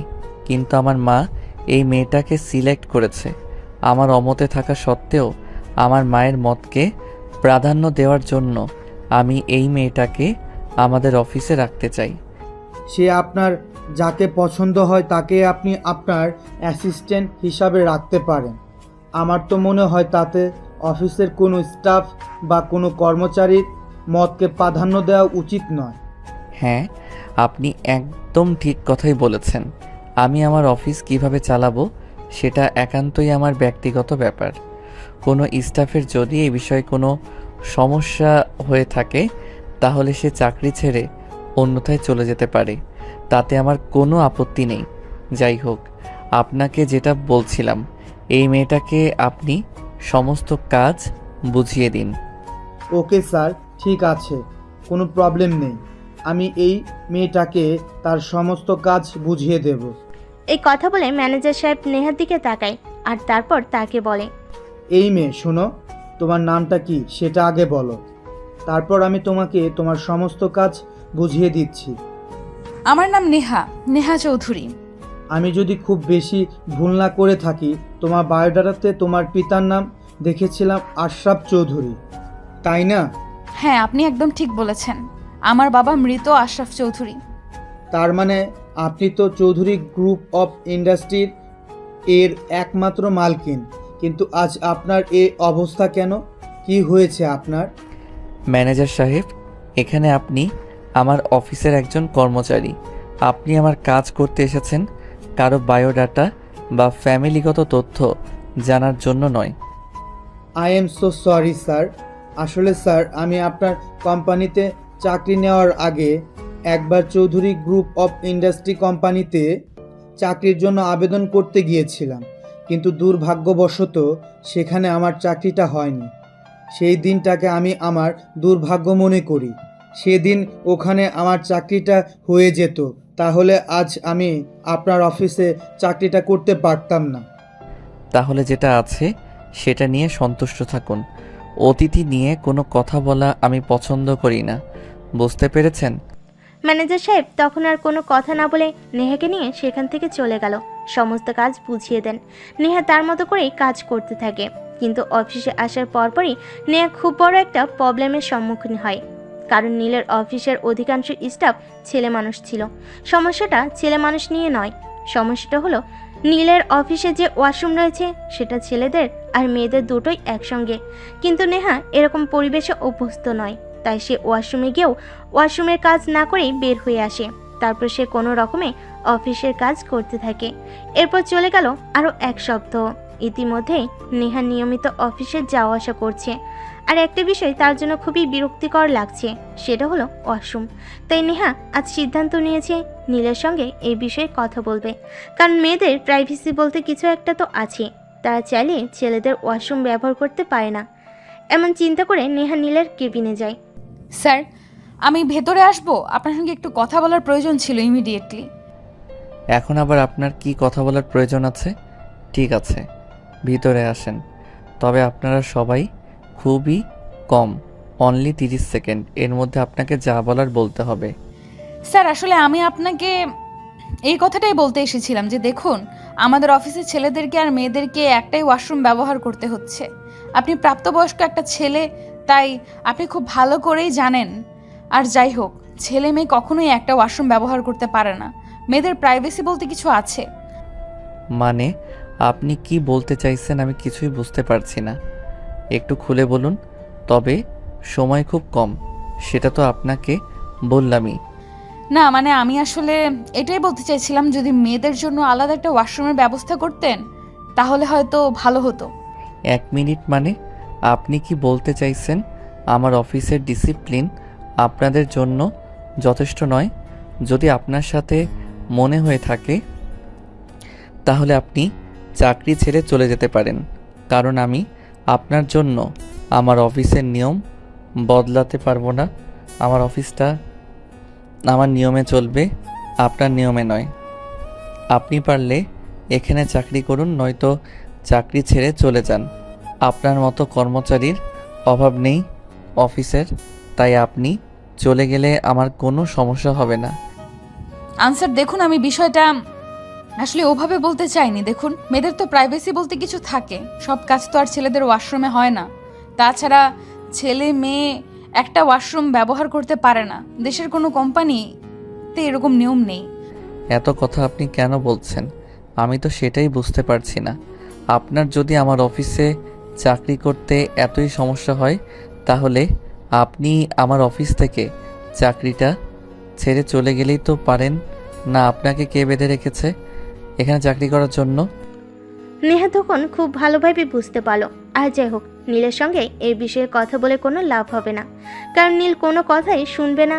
তাই সে বাধ্য হয়ে সেখান থেকে বের হয়ে চলে গেল। এরপর চলতে থাকলো দিনকাল। প্রতিদিন নেহাকে বিভিন্নভাবে অপমান করত, কিন্তু নেহা সেই সব কিছু সহ্য করেও সেখানে পড়ে থাকতো, কারণ তার আর কোনো উপায় ছিল না। একদিন হুট করে ব্রেকফাস্ট টেবিলে নীল তার আম্মুকে বলে, আম্মু, আমি চিন্তা করছি এবার বিয়েটা সেরেই ফেলবো। তবে তোমার পছন্দ করার কোনো মেয়েকে নয়, আমার পছন্দ করা একটা মেয়ে আছে, আমি তাকে বিয়ে করব। কি বলছিস তুই এসব? আমি তো নিজের কানকে বিশ্বাস করতে পারছি না। বিয়ে করবি সেটা আবার তুই? তো মেয়েটাকে সেটা তো অন্তত আমাকে বল। সময় হলে সব কিছুই জানতে পারবে, এখন শুধু অপেক্ষা করতে থাকো। তবে আমি যে বিয়েটা করছি সেটা কিন্তু ফাইনাল। আর নেহা, আপনাকে বলছি, আপনি যেহেতু আমার পার্সোনাল অ্যাসিস্ট্যান্ট, সেই হিসেবে আমার বিয়ের সমস্ত দায়িত্ব আপনাকে পালন করতে হবে। ওকে স্যার, ঠিক আছে, কোনো প্রবলেম নেই, আমি সমস্ত দায়িত্ব নিজের হাতেই পালন করব। কথাটা বলতে নেহার হয়তো অনেক কষ্ট হচ্ছিল, কিন্তু তারপরও তাকে বলতেই হলো। যাই হোক, এরপর চলে গেল আরও 1 সপ্তাহ। হঠাৎ একদিন নীলের মা নিজের রুমে বিশ্রাম করছিলেন, এমন সময় নীল সেখানে উপস্থিত হয়। কি ব্যাপার নীল, তুমি তো সচরাচর কখনোই আমার রুমে আসো না, আজ হঠাৎ কেন? কিছু হয়েছে নাকি? সেরকম কোনো কিছু হয়নি, আসলে তোমার সঙ্গে একটা বিষয় নিয়ে আলোচনা করব বলে এসেছি। তোমাকে তো সেদিন আমি বলেছিলাম আমি বিয়ে করব বলে মন স্থির করেছি। হ্যাঁ, সেটা তো শুনলাম, কিন্তু তারপর তো আর তুমি কোনো কিছুই বললে না। তাহলে আমি বুঝবো কি করে তুমি বিয়েটা করছো কি করছো না? আম্মু, তোমাকে আজ আমি একটা গোপন কথা বলতে চাই, যেটা আজ পর্যন্ত কাউকে বলিনি। নেহাকে আমি খুব ভালোবাসতাম আর এখনও ভালোবাসি, তাই আমি নেহাকেই বিয়ে করতে চাই। কিন্তু তুই তো নেহাকে একদম সহ্য করতে পারিস না তো। আর শেষে বড় কথা হলো, নেহা কি তোকে বিয়ে করতে রাজি হবে? নেহা এমনি এমনি আমাকে বিয়ে করতে রাজি হবে না। তাকে রাজি করানোর জন্য আমাদেরকে একটু কৌশল অবলম্বন করতে হবে। বেশ, তাহলেই কাজ হয়ে যাবে। কিন্তু কিভাবে কি করবে আমি তো কিছুই বুঝতে পারছি না। আসলে তোর মাথায় কি চলছে আমি সেটাই বুঝতে পারছি না। তুই একটু আমাকে খুলে বল। দেখো আম্মু, ইদানিং আমি খুব ভালোভাবে লক্ষ্য করছি নেহা আমার প্রতি অনেকটাই দুর্বল। কারণ আমি তাকে যতই অপমান করি না কেন, সে কিন্তু অপমানের কোনো প্রতিবাদ করছে না।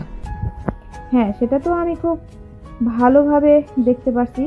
শুধু একটাই কারণ নয়, আরও অনেক কয়েকটা কারণ রয়েছে, যেগুলোর কারণে আমি খুব ভালোভাবে বুঝতে পারছি নেহার তোর প্রতি অনেকটাই দুর্বল। কিন্তু এত সহজে তোমাকে বিয়ে করতে রাজি হবে বলে আমার মনে হয় না। হ্যাঁ, সেটা তো আমি খুব ভালো করেই জানি। সেই জন্যই তো বলছি আমাদেরকে অন্য কোনো পন্থা অবলম্বন করতে হবে, যাতে সাপও মরে লাঠিও না ভাঙে। অতঃপর নীল তার আম্মুকে সমস্ত প্ল্যান খুলে বলে। সব কিছু শুনে তার আম্মু তাকে সম্মতি দেয়, আর সেই প্ল্যান অনুযায়ী কাজ চলতে থাকে। এরপর চলে গেল আরও বেশ কয়েকদিন। হঠাৎ একদিন অফিসে এসে নীল নেহাকে নিজের চেম্বারে ডেকে নিল। তারপর নেহার হাতে বিয়ের একটা কার্ড ধরিয়ে দিয়ে বলতে লাগলো, মিস নেহা, এটা আমার বিয়ের কার্ড। ৬,০০০ কপি বের করতে হবে, কারণ আমি ৬,০০০-এর মতো লোককে আমার বিয়েতে ইনভাইট করব। এটাই আপনার প্রথম কাজ। আর দ্বিতীয় কাজ, আমার সঙ্গে আপনাকে বিয়ের শপিংয়ে যেতে হবে। ঠিক আছে, কোনো সমস্যা নেই, আমি করে দেব। এই কথা বলে নেহা বিয়ের কার্ড হাতে নিয়ে অফিস থেকে বের হয়ে যায় ফটোকপির দোকানে। সেখান থেকে নীলের কথা অনুযায়ী ৬,০০০ কপি বের করে সেগুলো নিয়ে অফিসে চলে আসে আর নীলের চেম্বারে নিয়ে যায়। এই নিন আপনার বিয়ের কার্ডের কপি। এখানে পুরো ৬,০০০ কপি আছে। তারপর বাকি কাজগুলো কখন করতে হবে সেটা শুধু আপনি বলে দিবেন, তাহলেই হবে। নেহা, আপনার কথাগুলো কেন যেন গলায় আটকাচ্ছে। কি হয়েছে বলুন তো? না স্যার, আমি একদম ঠিক আছি, আমার কিছুই হয়নি। আসলে একটু সর্দি লেগেছে মনে হয়, তাই এরকম গলাটা আটকাচ্ছে। আমি এখন আসছি, আপনার কিছু প্রয়োজন হলে আমায় ডাকবেন। এই কথা বলে নেহা নিজের কেবিন থেকে বের হয়ে চলে গেল। আর নীল মনে মনে ভাবতে থাকলো, নেহাকে আমি বিয়ের কার্ড দিলাম কপি করে আনতে, কিন্তু সে কি একবারও বিয়ের কার্ডটা খুলে দেখেনি। যাই হোক, দেখলে দেখুক, না দেখলে না দেখুক। যদি না দেখে তাহলে আরও বিষয়টা ভালো হয়। এরপর চলে গেল আরও 2-3 দিন। সেদিন সন্ধ্যাবেলা বাসে ফিরে নীল সবাইকে পরের দিন বিয়ের শপিং করতে যাওয়ার জন্য বলে। তখন এটা শুনে রিমি বলে, ভাইয়া, তোমার বিয়ে শপিং সেটা আমি আম্মু গেলেই তো করতে পারবো। নেহার যাওয়ার কি প্রয়োজন আছে? সে কেন কষ্ট করে আমাদের সঙ্গে যাবে? তোমার বিয়ে উপলক্ষে থাকে না হয় কিছু গিফট করে দিব, কিন্তু তাই বললে তাকে আমাদের সঙ্গে শপিংয়ে যেতে হবে? রিমি, তুই হয়তো ভুলে যাচ্ছিস, নেহাকে আমি আমার পার্সোনাল অ্যাসিস্ট্যান্ট হিসেবে রেখেছি। আর পার্সোনাল অ্যাসিস্ট্যান্টের মানে নিশ্চয়ই তুই খুব ভালো করেই জানিস। তাই আমি কখন কোথায় কি কল্পনা করব সেই বিষয়ে তুই নাক গলা, সেটা আমি চাই না। তোকে যেটা করতে বলেছি তুই শুধু সেটাই করবি। বিয়ের প্রোগ্রামে তোর কে কী লাগবে তুই সেগুলিই কিনে আনবি। আর আমার বউয়ের জন্য যা কিছু কিনতে হয় সব কিছু নেহা তার পছন্দ মতো কিনবে। স্যার, আমার মনে হয় রিমি ম্যাডাম ঠিক কথাই বলেছিলেন। আপনার বিয়ের শপিং বড়লোকদের ব্যাপার স্যাপার, সেটা আপনারাই ভালো বুঝবেন। আমার সেখানে যাওয়ার কোনো প্রয়োজন ছিল না। আমার মনে হয় রিমিকে যে কথাগুলো বলেছে সেগুলো রিপিট করার কোনো প্রয়োজন আর নেই। তাই আমি আর কোনো কথা বলতে চাইছি না। আমি যেটা সিদ্ধান্ত নিয়েছি সেটাই হবে। আপনাকে যেতেই হবে আমার বিয়ের শপিং করতে। তখন নেহা খুব ভালোভাবে বুঝতে পারে আর যাই কিছু হোক না কেন তাকে নীলের বিয়ের শপিং করতে যেতে হবে। তাই সে আর কোনো কথা বলল না, চুপচাপ খাবার খেয়ে নিজের রুমে চলে গেল। এদিকে পরের দিন সকালবেলা ঘুম থেকে উঠেই সবাই রেডি হয়ে নিল নীলের বিয়ের শপিং করতে যাওয়ার জন্য। কিন্তু নেহা এখনও রেডি হয়নি। সেটা দেখে নীল ধমক দিয়ে নেহাকে বলে, কি ব্যাপার নেহা, আপনাকে আমি কি বললাম আর আপনি কি করছেন? আপনাকে তো গতকালকে আমি বললাম আমার সঙ্গে আপনাকে আমার বিকাশ ওপেন করতে যেতে হবে, তাহলে আপনি এখনো রেডি হননি কেন? কি সমস্যা আপনার বলেন তো? না স্যার, আসলে আমার ব্যক্তিগত কোনো সমস্যা নেই, কিন্তু তারপরেও বলছিলাম আপনাদের ফ্যামিলির ব্যাপার আপনারা সামলে নিলেই তো পারতেন, সেখানে আমাকে কেন জড়াচ্ছেন সেটাই বুঝতে পারছি না। আপনি এখন আমার সঙ্গে যাবেন নাকি নিজের চাকরিটা হারাবেন সেটা সিদ্ধান্ত নিন। সময় 5 সেকেন্ড। স্যার, আমি আমার চাকরিটা হারাতে চাই না, ঠিক আছে? আপনি 2 মিনিট ওয়েট করুন, আমি শুধু ড্রেস চেঞ্জ করে চলে আসছি। এই কথা বলে নেহা সেখানে আর এক মুহূর্ত দেরি না করে সোজা নিজের রুমে চলে যায়। আর তারপর ড্রেস চেঞ্জ করে রেডি হয়ে নিচে আসে। তারপর সবাই মিলে শপিং করতে চলে যায়। আর এদিকে দেখতে দেখতে বিয়ের দিন ঘনিয়ে এলো। সারা বাড়ি অনেক সুন্দর করে সাজানো হয়েছে, চারিদিক আলোয় আলোয় ঝলমল করছে। কিন্তু একটা বিষয় নেহাকে খুব অবাক করেছে, কারণ নীলকে হলুদ দেওয়ার জন্য তার শ্বশুরবাড়ি থেকে কোনো তত্ত্ব আসেনি। তার হলুদের সমস্ত আয়োজন তাদের বাড়িতে করা হয়েছে, কিন্তু সে সব কিছু নিয়ে নেহার বিশেষ কোনো মাথা ব্যথা নেই। সে যার সঙ্গেই হোক না কেন তাতে তার কি, তাই সে এই বিষয়ে আর কোনো মাথা ঘামালো না।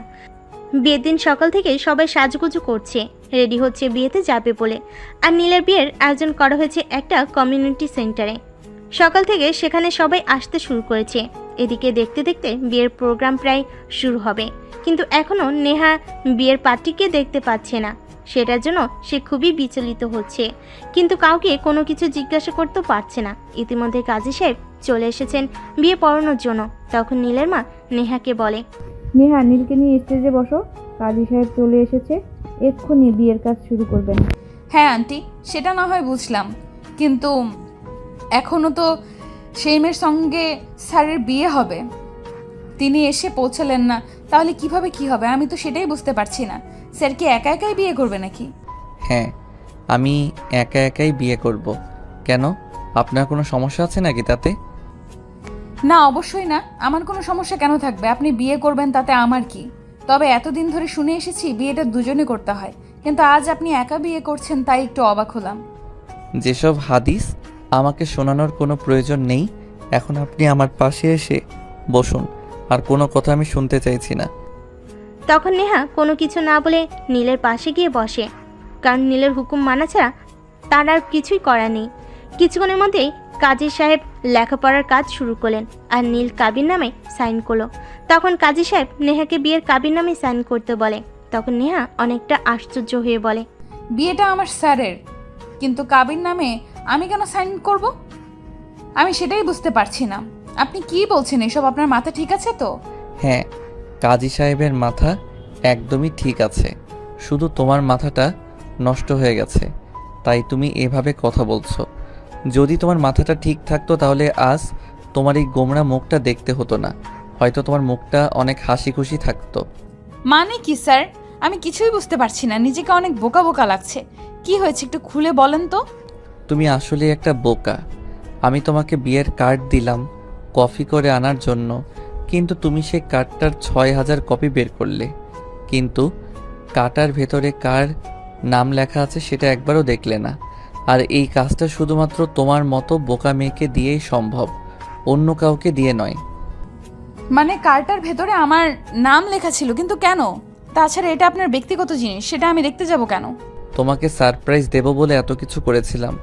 আমি তোমাকে ভালোবাসি, আর ইদানিং আমি এটাও খুব ভালোভাবে বুঝতে পেরেছি তুমিও আমাকে ভালোবেসে ফেলেছ। কিন্তু তোমার অবস্থান এখন সমাজের চোখে অনেক নিচে, তাই তুমি আমাকে কিছু বলতে পারছিলে না, কিন্তু আমি আর আমার আম্মু সবটা বুঝতে পেরেছিলাম, তাই তোমার জন্য এই বন্দোবস্ত। তার মানে তোমরা সবাই মিলে আমাকে বোকা বানিয়েছো? এর পরিণাম কিন্তু একদম ভালো হবে না বলে দিলাম। খারাপের কি হবে বলো শুনি? তখন নেহা সবার সামনে নীলকে জড়িয়ে ধরে, তার ঠোঁটে ঠোঁট ডুবিয়ে দেয়। তারপর 2 মিনিট পর ছেড়ে দিয়ে বলতে থাকে, একদিন তো আমাকে অত্যাচার করা হয়েছিল, এতদিন তো আমাকে অত্যাচার করা হয়েছিল খুব, তাই না? আজ থেকে আমিও তোমাকে অত্যাচার করব, দেখবা কতটা সহ্য করতে পারো। তুমি যতটা করবে আমি ততটাই সহ্য করব, কারণ ভীষণ ভালোবাসি যে তোমায়।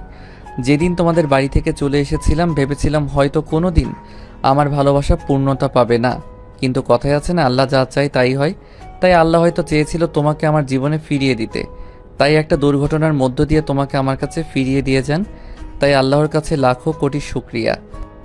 আল্লাহ পাক রাব্বুল আলামিন যেন সবার ভালোবাসাকে এভাবেই পরিপূর্ণতা দান করে, এটাই একমাত্র চাওয়া।